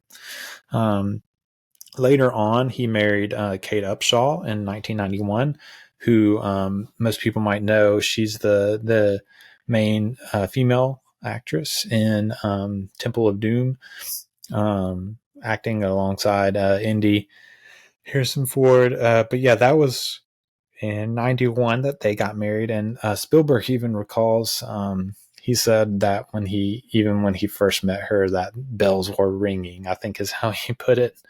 One thing that I think is really cool and important. Now, this is a period that we're not covering in this particular early Spielberg series, but just to keep in mind, he did struggle immensely with his Jewish heritage, his Judaism, growing up, and kind of distance himself from it. And some of that does come off in his early movies. A lot of dealing with just feeling out of place with who you are, with your background, with your heritage, and wanting to not be that, but be more American, sort of thing. So you see a lot about that, but it was really like a turning point in 91 for him as far as that goes. When he married Kate, she was a Protestant growing up, but she was very interested in Judaism, and did a lot of study and stuff as they were engaged. And she actually ended up converting to Judaism before they married. And he credits her for really like reconnecting him with his Jewish heritage and his Jewish faith, which I thought was really cool. She was very committed to it, and really brought him back to it, which he appreciates immensely, from interviews I've seen with him and stuff. And yeah, they had a big family together, 3 biological children, and they had even adopted 2 children. And he never thought he would have a big family, and here he is with his big family. But yeah, he shortly after, obviously, he would make Schindler's List. One of the really cool things about Schindler's List, along with its Oscar wins, is that he took all of his percentage of the profits and started the Shoah Foundation, which is still an organization, a nonprofit today, and its whole objective is to gather and archive people's stories that have experienced atrocities like the Holocaust. So it started off with documenting and archiving the stories of Holocaust survivors, tons and tons and tons of stories that the Shoah Foundation has archived, and it's expanded to just that, gathering stories of people that have experienced stuff like that all over the world, which I just think is a really, really, really cool endeavor, I guess. Yeah, I just think that's really, really fantastic and really cool. And that really wouldn't have happened. Maybe it might not have even happened if it wasn't for Kate Upshaw coming into his life and reconnecting him with his Jewish faith and all that. But yeah, we'll definitely cover Schindler's List in a future Spielberg series. But for now, we're sticking with the 70s and 80s. Overall stuff about his career, he had 22 Academy nominations so far over the course of his career. Only 3 wins, but yeah, obviously, like that doesn't include acting and all the kind of like subcategories. That includes like the categories where he would get awards for being the director. So best picture, best director. He did get a nomination for original screenplay for Fabelmans. Did not win that, but yeah, that's the only screenplay he's got nominated for. He hasn't written most of his screenplays, really just a handful, from I'm pretty sure. Yeah, Best Picture nominations for E.T., The Color Purple, Schindler's List, Saving Private Ryan, Munich, War Horse, Lincoln, Bridge of Spies, The Post, West Side Story, and The Fabelmans. He also got, from his producing, he's has Best Picture nominations from Iwo Jima and Maestro this year for the Oscars that are coming up. Best Director, he has nominations for Close Encounters, Raiders of the Lost Ark, E.T., Schindler's List, Saving Private Ryan, Munich, Lincoln, West Side Story, and The Fabelmans. You see a lot of crossover there.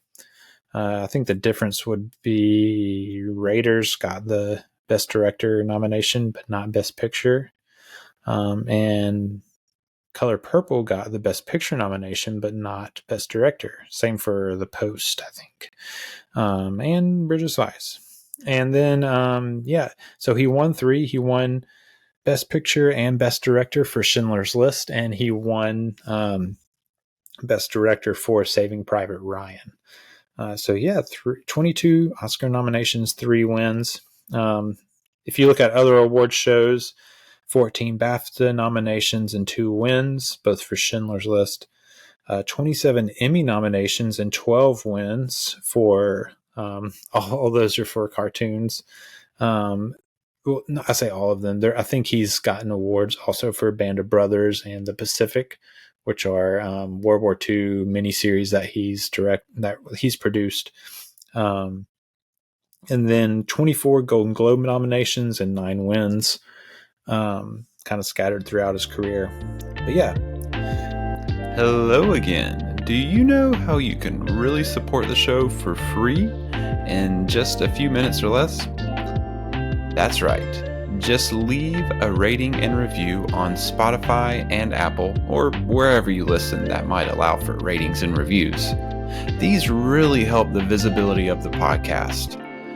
In fact, just hit that pause button right now and drop the review right now. And then you can get back to the show. I'd greatly appreciate it. Okay. I trust that you went and left that rating and review now. Back to the show. His filmmaking. So, inspirations. I did write down some of his big inspirations as far as filmmakers go. One thing that I didn't touch on when I was going through his childhood, but that is really important, is that in 1963, he saw Lawrence of Arabia by David Lean. Phenomenal movie if you've never seen it. I would make sure to fill that blind spot sooner than later. But yeah, he actually says he went and saw it at the theaters and like almost decided he was going to give up on the dream of being a director after first seeing Lawrence of Arabia. He went, I guess it was a summer release. He went and saw it a Saturday like he would do in the summers and was like, the bar is so high, I can never reach it. And I'm going to give up on directing. But he also, he went on to say in the interview I was watching that he went and saw it again the next weekend. And then he went and saw it the weekend after that and the weekend after that. So he made it seem like he watched it like 4 weekends in a row, and just came out after seeing it that many times and was like, okay, this is what I want to do. That movie was like solidified in his mind that he wanted to be a filmmaker, which I think is a testament to his eye for good cinema, but also to how good Lawrence of Arabia is. And he actually said that this is one of the films he watches every year, still to this day. Which I get it. It's a great movie. It's definitely a rewatchable movie. But yeah, some other stuff. 2001: A Space Odyssey he saw and just blew him away. Would have been not terribly long before Close Encounters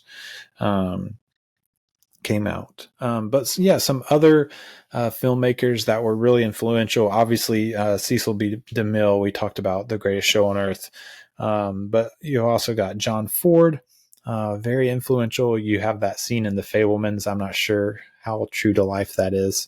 I didn't really read anything about that actually happening. But yeah, Stanley Kubrick, influential. Alfred Hitchcock, a really big influence. And, you have the story of him sneaking on that Hitchcock set. Orson Welles is someone that he aspired to be like, really like probably the inspiration for him to kind of fake it on his age, because he wanted to be a young guy getting the big movie like Orson Welles did. Yeah, and then just that persona that Wells had, he just aspired to. John Frankenheimer is another. Francis Truffaut is one that he points to, like as far as like European filmmakers go, that really like was an inspiration to him. And then just another big inspiration that I've heard him point out several times is the Twilight series, which we'll be able to. We're going to have an episode where we talk about his portion of the Twilight Zone movie, which he produced and directed a portion of. So that'll be fun. But yeah, his filmmaking philosophy. I have this quote from Stanley Kubrick. Kubrick said, "I believe Steven Spielberg summed it up about as profoundly as you can. He thought the most difficult and challenging thing about directing a film was getting out of the car." And so when you talk about filmmaking philosophy, before you even get into the philosophy, you have to talk about how hard it is to make a film. And Spielberg recognizes that. And I did see in several interviews, they would ask him, do you still get nervous when you're doing the next scene? And Spielberg's just like, yeah, every time we're getting ready to shoot a next screen, it's like, you have a big test coming up in school. And you just kind of get that nervous knot. He said, but it's like the best feeling because it pushes him. Yeah, he did. It's challenging. It's challenging. You're not sure how things are going to turn out that day. But some early advice that Spielberg says he got was that it was a director. I don't remember who it was. But they told him never let other people see you when you're unsure of yourself, when you're on set. And he took that advice and ran with it. George Miller, in the preface to a book I'm reading, actually said, he got to go on set of, I can't remember what movie it is now, but he got to go on set, and he said Spielberg was like calm and collected and knew exactly what he was doing. You would never know that he was actually nervous, completely relaxed and in control on set. Yeah, and Miller pointed out that one of the things about Spielberg is that he's to be great, you really have to have humility. And we kind of talked about that at the beginning. And Spielberg's humility is evidenced by his unflagging curiosity. That's a quote from George Miller. His unflagging curiosity. I love that because it's true. When you have a humility about you, it comes through in your curiosity about the world. You don't assume to know.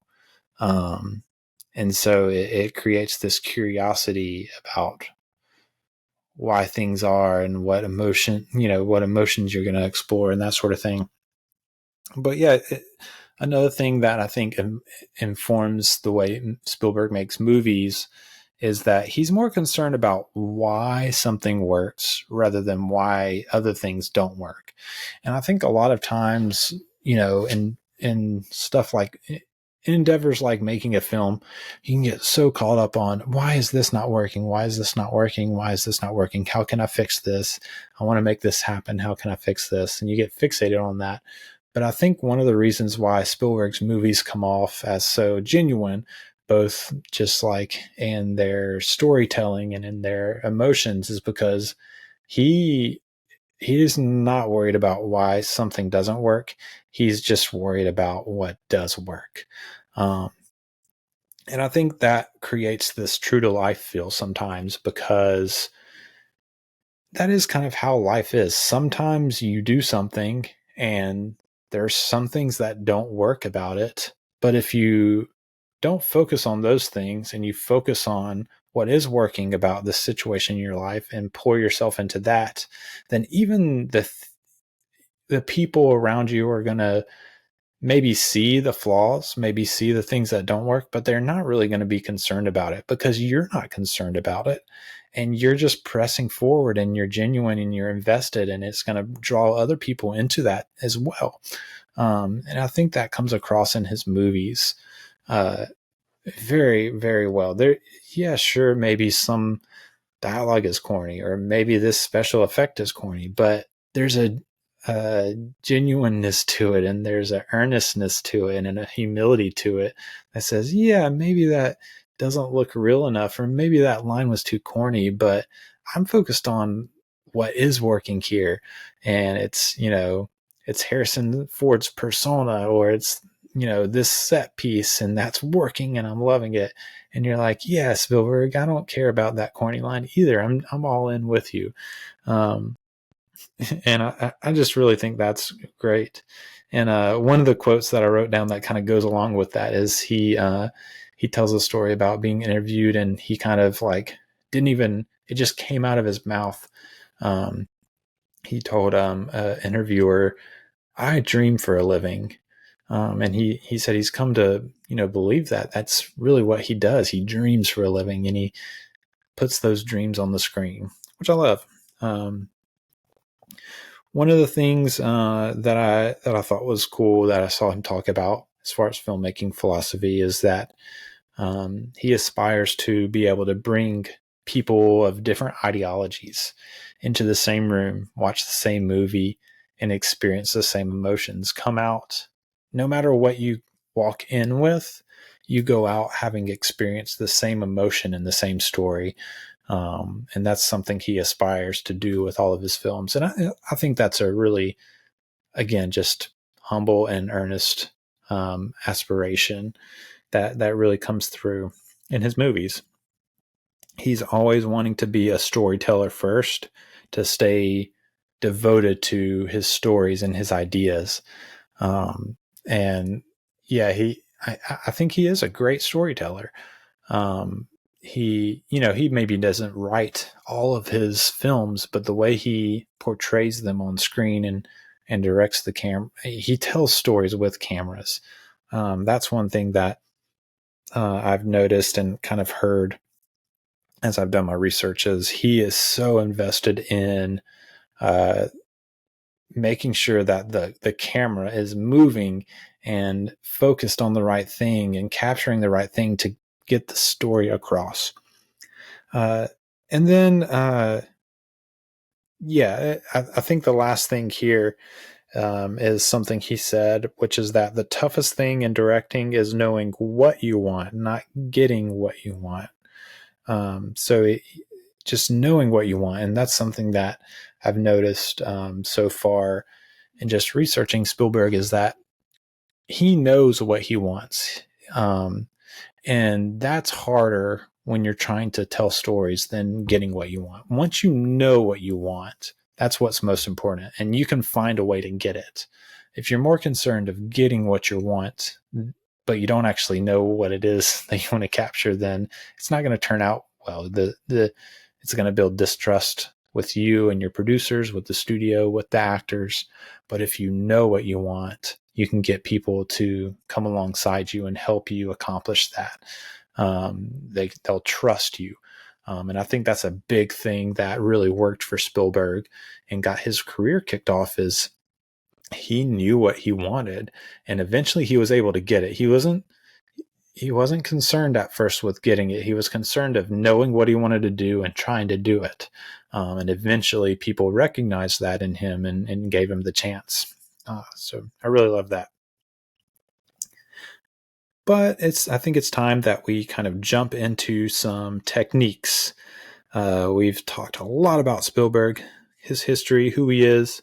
Let's talk a little bit about the techniques that he uses. I'm going to kind of just run through these. I'll try to categorize them.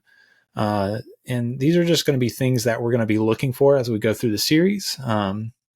We'll start with production design. One of the things that Spielberg does is he uses the scale. He uses scale to create extraordinary circumstances. So you'll see a lot of crowds, big dinosaurs, aliens and big UFOs, a big shark, right? He's using scale to create these extraordinary circumstances for his characters. You'll see a lot of massive locations and sets.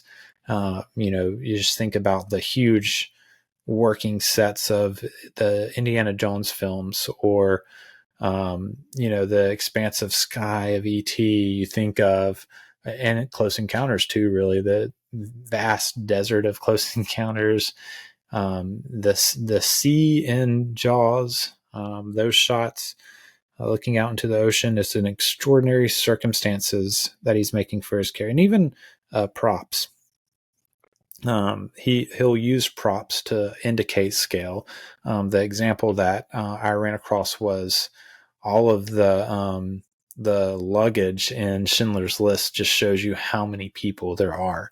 It builds this idea with the props of the massiveness of the situation. And he's always had a grasp on special effects, as kind of going along with production design.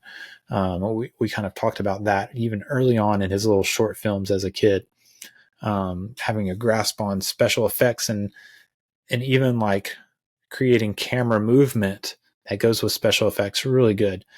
So I think that's one of the big things of his production design, is this: they take you into this extraordinary world by using scale. Color, he uses color as like a supporting thing in his compositions. He'll use color to establish a tone or indicate an emotion. He'll often do that. He will use color to kind of show that you're transitioning now into this fantastical world, or that you're transitioning into this like otherworldly situation. You think about the colors of the spaceships in Close Encounters, is the kind of the big example that I can think of as far as that goes. And then he uses it to draw your attention or your eye. And so you think of like in The Color Purple, Shug Avery and her red dress when she shows up, and how that contrasts and stands out amongst the crowd and draws your attention to her. There's also the little girl in the red coat in Schindler's List, where your eye is drawn to her. He'll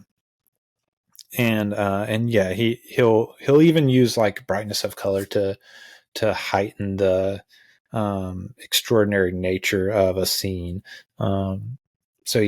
A lot of, as we go through these, you'll see a lot of it is him building on the scale and the grandness and the extraordinary nature of the setting or the circumstance that the characters are in. And we'll kind of bring these all together in a minute.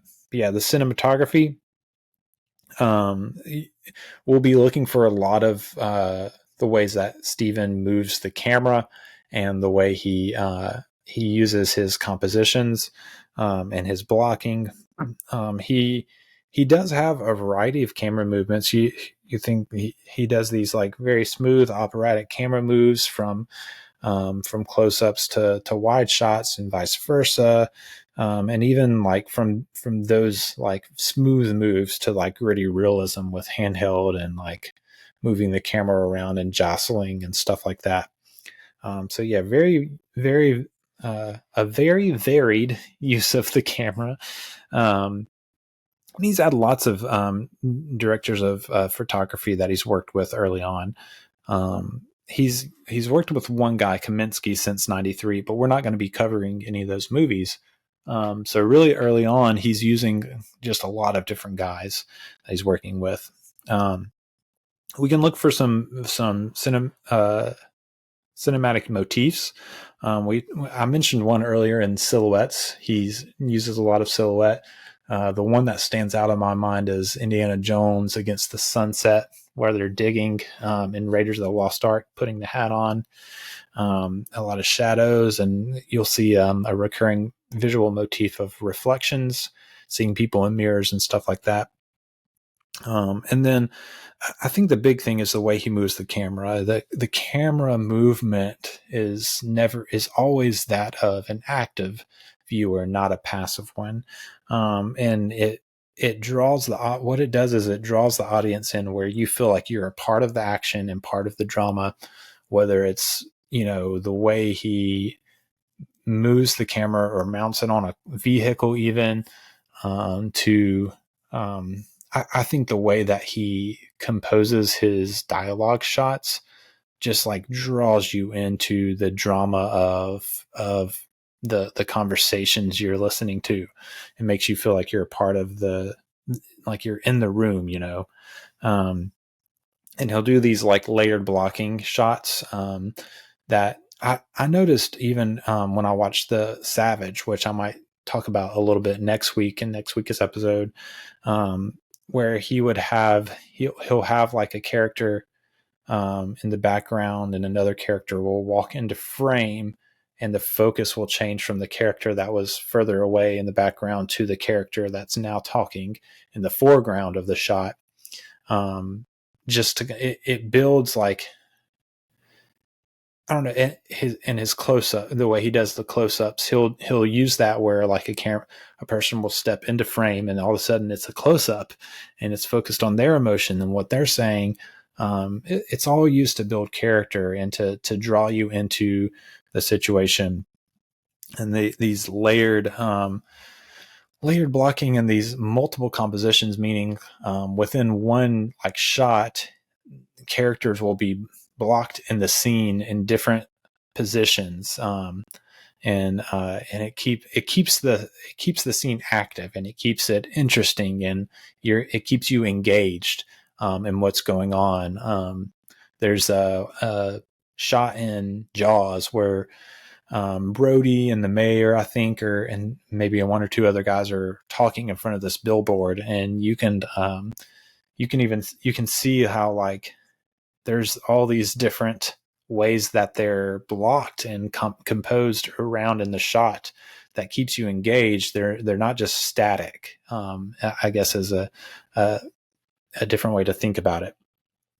And then he also does he'll do these long takes that kind of sustain the momentum of action. So instead of like in an action sequence doing a lot of like cutting to this view of the vehicle and this view of these vehicles and all that, which he does do that, but he'll also like have times where he will stay on a. So I mean, think of like there's a piece of the car chase, I think in Raiders of the Lost Ark, where there's a while where it stays on the shot of, I think it's through the passenger side or the driver's side, one of those two. It's a view through the side of that window, and it stays on there for a little bit, and you see the action taking place, and it's sustaining that momentum of the action by doing a long shot instead of using like a lot of cuts and editing to create that action and that momentum. Um, and and what I'll say before leading into editing, his camera movement and his cinematography in general, used alongside of the way he has his films edited, they're all about immersion. They're all about, well, I'll say this, they're all about two things. They're about immersing you in both the action or the drama of the sequence,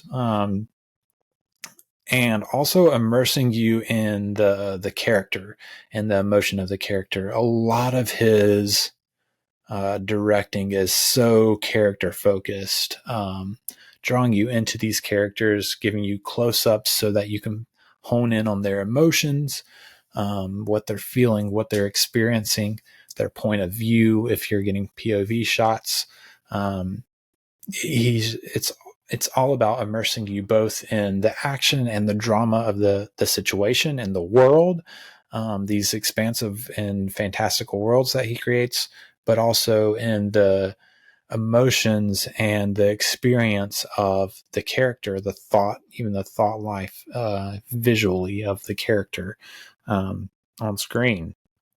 And so, editing, transitioning to that, it may be the least discussed of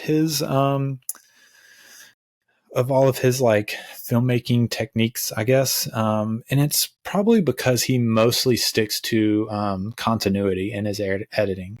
It makes his stories really easy to follow, and also kind of makes the editing go a little bit more unnoticed than movies that are doing more jumping in time and that sort of thing.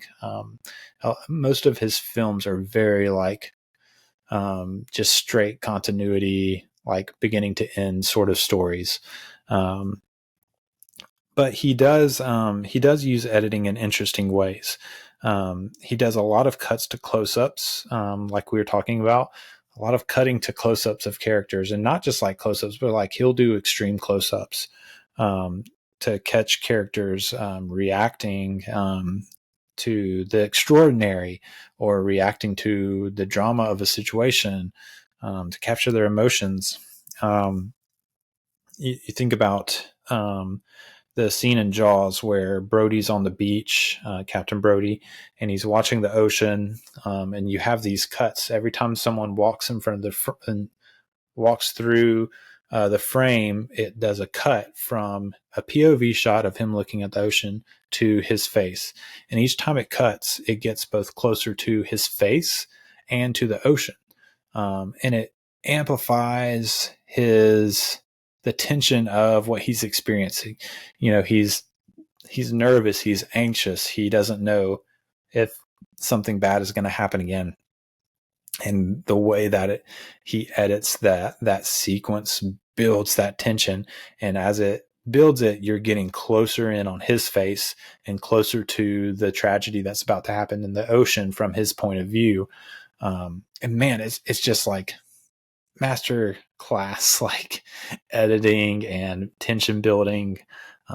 It's like he loved Hitchcock or something. But yeah.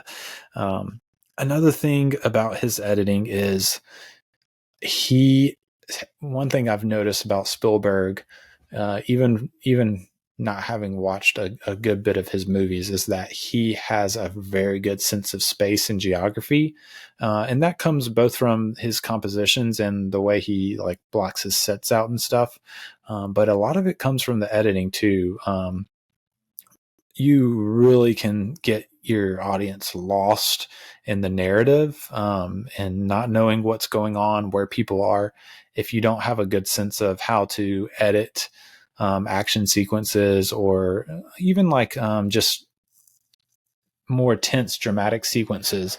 If you don't have a good sense of how to edit those pieces together so that people can stay tuned in to where people are, what the stakes are, what's going on, what's happening in this space. Where's this character in relation to this character, in relation to this thing that's going on that they're, trying to get to or trying to avoid. just that sense of geography is so important. And a lot of that comes from not just the compositions of the scenes and the sets and placing people in the right place, but also in the editing. And man, he's so great at it. He'll give you a clear sense of space. He'll give you point of view shots, and these all keep you grounded in the story and the action. And it creates suspense too, because when you're aware of the stakes of a sequence, of that part of the story, you're tuned into the narrative. You can keep track of everything, because the way it's edited is showing you all the information you need to know, so that you can keep up with what's going on, and keep up with where the characters are, what the stakes are. It builds tension because all of these things. You can keep track of it, and yeah, so good. And then, like I was saying, a lot of character-oriented editing too, alongside of his compositions and his cinematography. A lot of it's character-oriented. He'll do close-ups. Obviously, we talked about that, but also like wide shots to show us their situation, so that you not only are you like getting a close-up so that you can really like see how they're reacting and what their emotions are on their face, but also you'll get these wide shots so that you can see what they're experiencing. And another thing along with that is I watched this really cool video, I think by Studio Binder. It's a YouTube channel that has a lot of great stuff. A lot of this technique stuff comes from them, just researching from them. So that's give a shout out to Studio Binder. Great resource for just like learning more about filmmaking. I highly recommend checking out their YouTube channel. But one of the videos I watched, there's a guy talking about his kind of something that he has noticed about Spielberg watching a lot of his movies over and over, is that he calls it a point of thought instead of a point of view. I thought it was really cool. The example he gave is in Raiders of the Lost Ark, where Indy is running through the streets and he's trying to find Marion. It's the scene like where she's in a basket and all that stuff. He's trying to find her. You get these what seem like point of view shots. So you'll see Indy running up, and then it'll cut to what would normally be like a point of view shot, where you see like Marion crossing in front of through an alleyway in the basket being carried by these baddies. But it's actually not a point of view shot, because if you look at where Indy is looking and you look at what the sort of the sort of alleyway he ran into, it doesn't make sense that she was running in front of him. And then you notice, like, when you cut back to his eyes, the sound is coming from like a different direction. So that's sound design working with your editing too. And so what he's saying there is, it's putting you like in the thoughts of Indy instead of giving you his point of view. It's giving him, he's imagining, oh, she's over here and she's being carried this way. And so it's like you're getting a point of thought. You're getting what he's imagining where she is. And that's what that cut is too, instead of a point of view. I thought that was really cool. And he kind of pointed out some other examples in that video, but he's always showing you what you need to understand the narrative and understand the character. I think is a really important part about his editing that goes a lot of times unnoticed.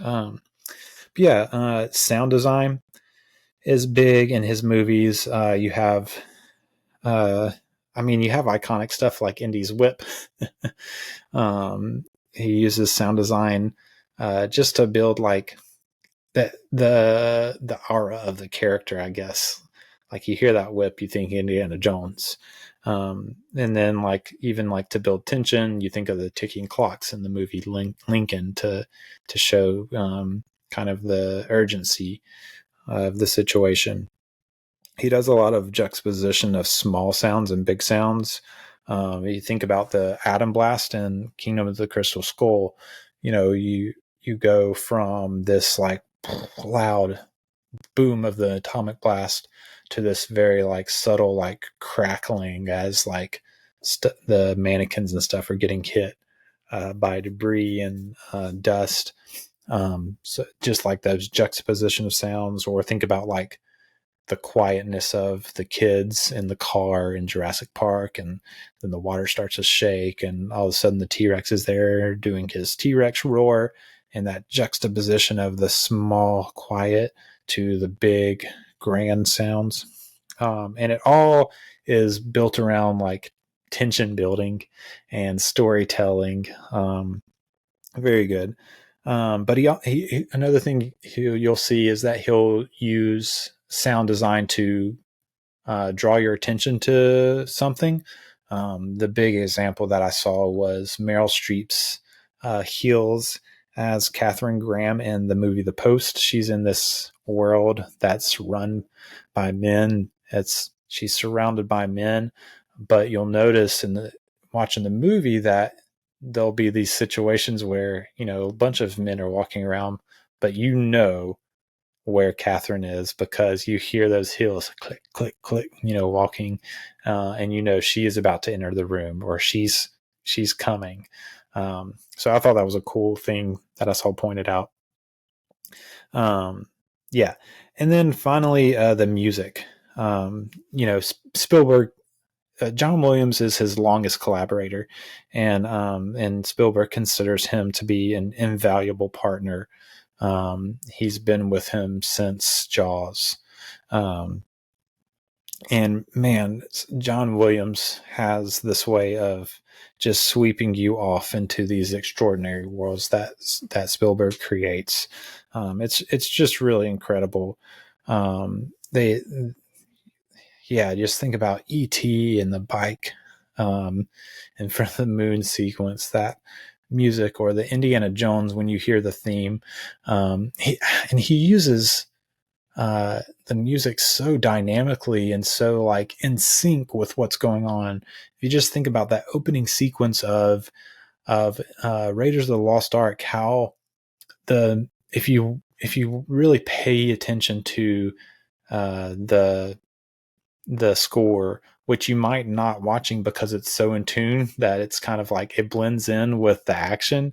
But yeah, just as things are building, like the music blends as like something frantic is happening. The music gets frantic. It's really, really incredible how in sync that score is with the action in that opening sequence. I would recommend going and checking that out. And then, it lets you know what to feel, what to expect. I mean, just think about the Jaws theme. When you hear the dun dun, that shark is coming. And then one like fun fact I'll save that for the ET episode. Hello there, listener. Don't you ever want more for your life? Don't you ever dream of surpassing the status of just podcast listener? Well, I've got good news. If you head on over to establishingshotpod.com and click the send a voicemail button on the right side of your screen, you can be featured on the podcast. I'd love to hear from you, whether it's a comment in response to an episode you liked, an opinion of mine you disagreed with, or just a question for me. And if you're too shy to have your voice featured, you can always email me at establishingshotpod@gmail.com. Don't settle for just being a podcast listener. Reach for the stars and get featured on The Establishing Shot. Back to the show. Yeah, lastly, we're going to wrap up and talk about some themes. And we've hit on a lot of this stuff already because the themes of his movies are very much wrapped up in his philosophy of filmmaking and the way he makes films, the techniques that we've just talked about. But yeah, Spielberg, his movies, especially early on in his career, and in a different way as he gets later in his career. But he always has ordinary people in extraordinary circumstances. And I think that's another reason why his films are so loved and so widely loved is because people see themselves in his characters because they're just ordinary people. They're not grand, exciting people. They're just kind of, even like you think about Indiana Jones, it's, you know, you have that opening sequence and you're like, who is this guy? And then you jump and he's just like this kind of nerdy professor, like talking about archaeology at a college. Like he's just kind of a normal guy. And like, he makes a lot of people like think like, oh, Indiana Jones, he's a great like adventurer. But really like, if you watch the movies, he just like flying by the seat of his pants through those movies. Like he should definitely be dead. But, but yeah, so even Indiana Jones to like all the other characters, like they're just ordinary people that find themselves in extraordinary circumstances. And I would even say, especially like early on, just stemming from his place in the studio system, he has a lot of stories of underdogs that are pursued by these huge forces. Yeah. So ordinary people in extraordinary circumstances. Another thing is escapism. I think Spielberg's films are like the perfect escapist films. They're those films you go to see to escape from reality and experience something amazing or fantastic or extraordinary. And, you know, it stems from his experience just always being kind of a lonely guy and an outcast. And he created these worlds that he could explore out of that, out of feeling like he didn't belong where he was. So I'm going to create a place that I can explore where I belong. And I think because sometimes escapist films can feel kind of removed and drier emotionally than they should, but Spielberg's aren't that way at all. And I think because it stems from this place of wanting to create this world where you can belong, where you can do something extraordinary despite the ordinariness of your situation or of who you are. Another recurring theme are families. He often has families very centered in his stories, but they're also often fractured in some way. Whether it's just kids being placed in unfathomable circumstances, situations, whether it's divorce or absent fathers or mothers that are more friend than mother. These are all kind of like centered on his experience growing up and his anxieties in his childhood. I once heard him say that filmmaking is his therapy in an interview. And he's working out his fears and his anxieties from his childhood and from his, I guess, early career out on the screen. Which, you know, I don't think there's anything wrong with that. That's just part of being an artist. Another thing is that kind of goes along with that is just empathy for the outcast. I mean, just think about E.T. or, I mean, even Indiana Jones is a bit of an outcast. The dad in Close Encounters, a bit of an outcast. Man, he just has such empathy for people that might be different or seen as an other. And I think he has that all through his career, but especially early on. And the last thing here is just experiencing wonder.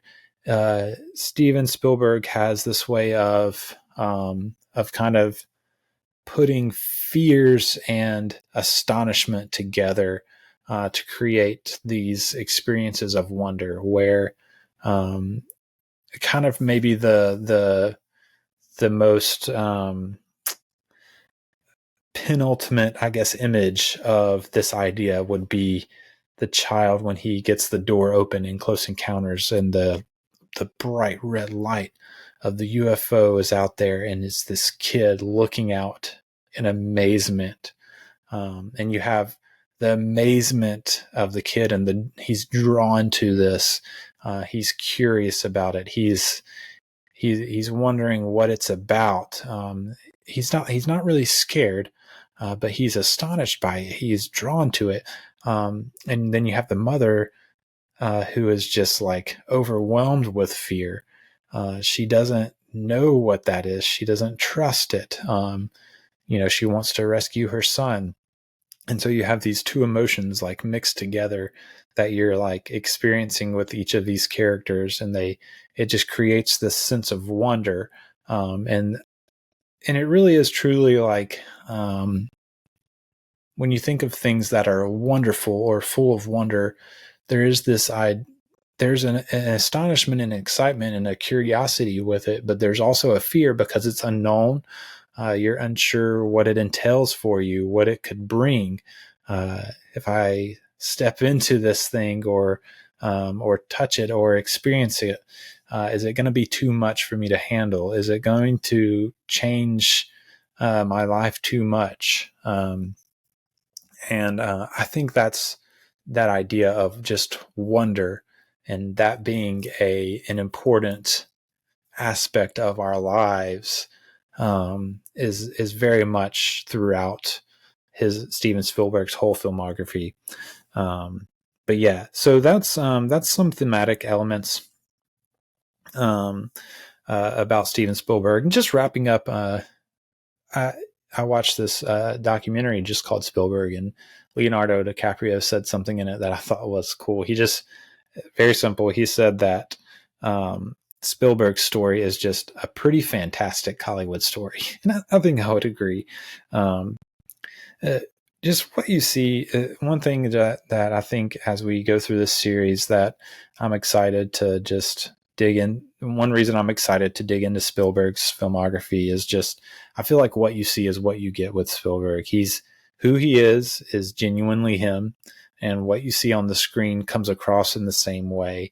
And he just always is trying to find the good in the world. I think through his movies, he's trying to grasp at what's good and right and interesting about the world. And he does that through extraordinary circumstances, but it's all coming back and grounded in those characters that we relate to. So I'm looking forward to that.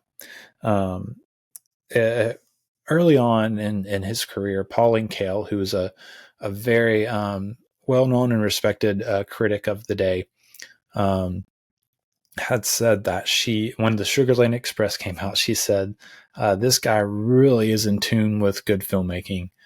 She was really impressed with the movie. But one thing she said, maybe not negatively, but I don't know, maybe it was negative or a criticism, or maybe it was just like wondering kind of about this guy, is she was, and part of it is because it's something that's kind of plagued him through his career, is that his films are not artsy enough. He's not an auteur filmmaker.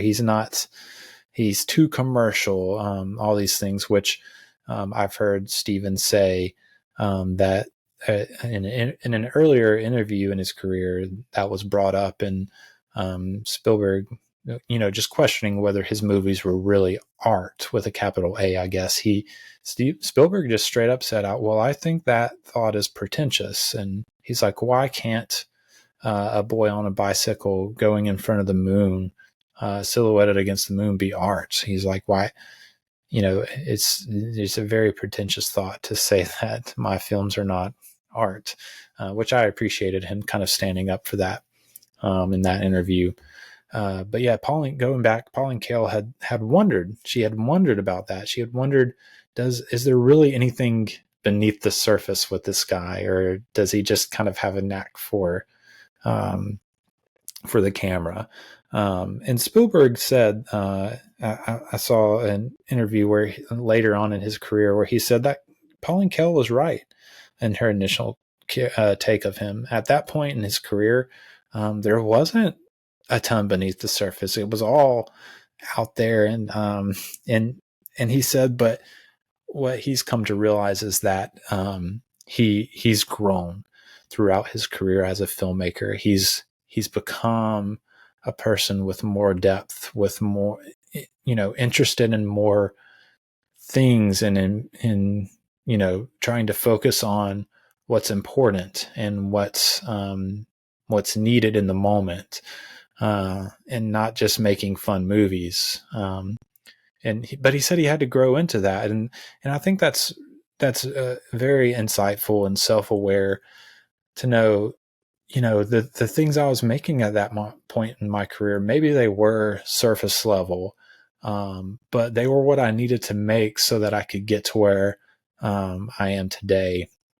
And he's still making great films. I think his West Side Story is great, and I think The Fabelmans is one of his better works. It's a great film, I think. And so I just think as we go through this series, I'm looking forward to seeing how he grows, starting with TV, going through and watching his early work all the way through the 80s. I'm just looking forward to see how he grows as a filmmaker, and his storytelling, and the depths of what he's wanting to capture and let us experience as his audience. Very much looking forward to that. And I do want to say before we close out, I had a few recommendations. Let me grab behind me. One that I've actually been listening to it on Spotify audiobooks, but I did check it out from the library at first, before I was listening, to kind of flip through it and see if I wanted to give it a listen. I'm holding it up, but if you're listening, it is called Steven Spielberg: A Life in Films, by Molly Haskell. What's interesting about this is, early in his career, Molly Haskell, as a critic, was a bit critical of Spielberg. She wasn't really all that into his movies, and so it's interesting to get a perspective of his films and his career through the perspective of someone who has kind of had to grow more to like him than she did at first. And like I said, I'm listening to that on audiobook. Obviously, I have my film studies notebook that this guy, George Argyll, Argyll, sells on Amazon. Very helpful in taking notes and like that sort of thing. My main, I have also listened a little bit to another audiobook on Spotify. I want to say it's called the Steven Spielberg Companion, or something like that. I'm pulling it up as I talk.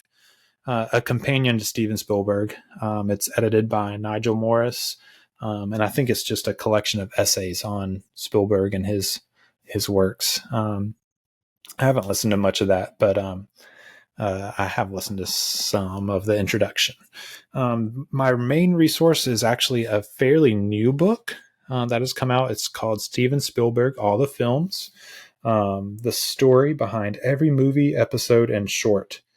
And this is by Olivier Bousquet, or Bouquet, Arnaud Devillard, and Nicolas Schaller. I should have practiced saying these names before before I got on here. But yeah, here is the book. The book cover, if you're looking for it online, is a picture of Steven Spielberg sitting crisscross applesauce between the toes of a T-Rex, I guess.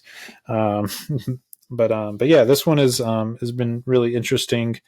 It really does go movie by movie through his career, giving you kind of background information on it, and that sort of thing. And then, of course, a huge resource is getting those physical copies of the movies with all the extra features and all that sort of stuff. So, and I did also mention Studio Binder on YouTube as a great resource. So yeah. Next week we will be covering we'll mostly be talking about the movie Duel, which was his first TV movie that he directed and actually extended it for a European run in theaters. As I mentioned, we'll be talking about that. We might briefly touch on Something Evil and Savage, which you can actually go watch those on YouTube. Those are a couple of TV movies he made. Duel, you can find probably to rent. I don't think it's streaming anywhere, but you can rent it. I actually checked it out at the library and watched it that way. So you could do that too. If you're interested in kind of watching some of those before the episode next week. I would prioritize Duel, obviously. I actually think it's pretty good. And it'll be the main topic of discussion. And then I might prioritize Savage over Something Evil, just because, for one, I think it is a little bit better.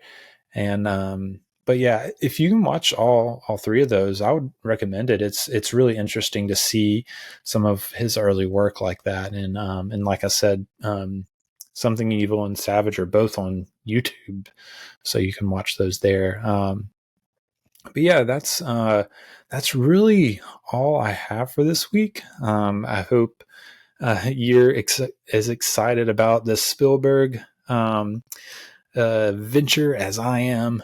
And I just wanted to give a quick reminder, if you could just take a moment, give the show a rating and review on both Apple and Spotify. That really helps the visibility of the show, and really anything else you want to see about the show, how to support it, how to support the show financially, all that. Again, leave a voicemail. You can go to establishingshotpod.com and find all that stuff there and more. And so, yeah, I really appreciate you listening.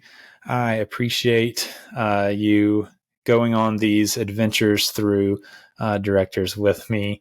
And yeah, looking forward to next week going over the movie Duel and his other TV movies. But until then, I've been Eli Price, and you've been listening to The Establishing Shot.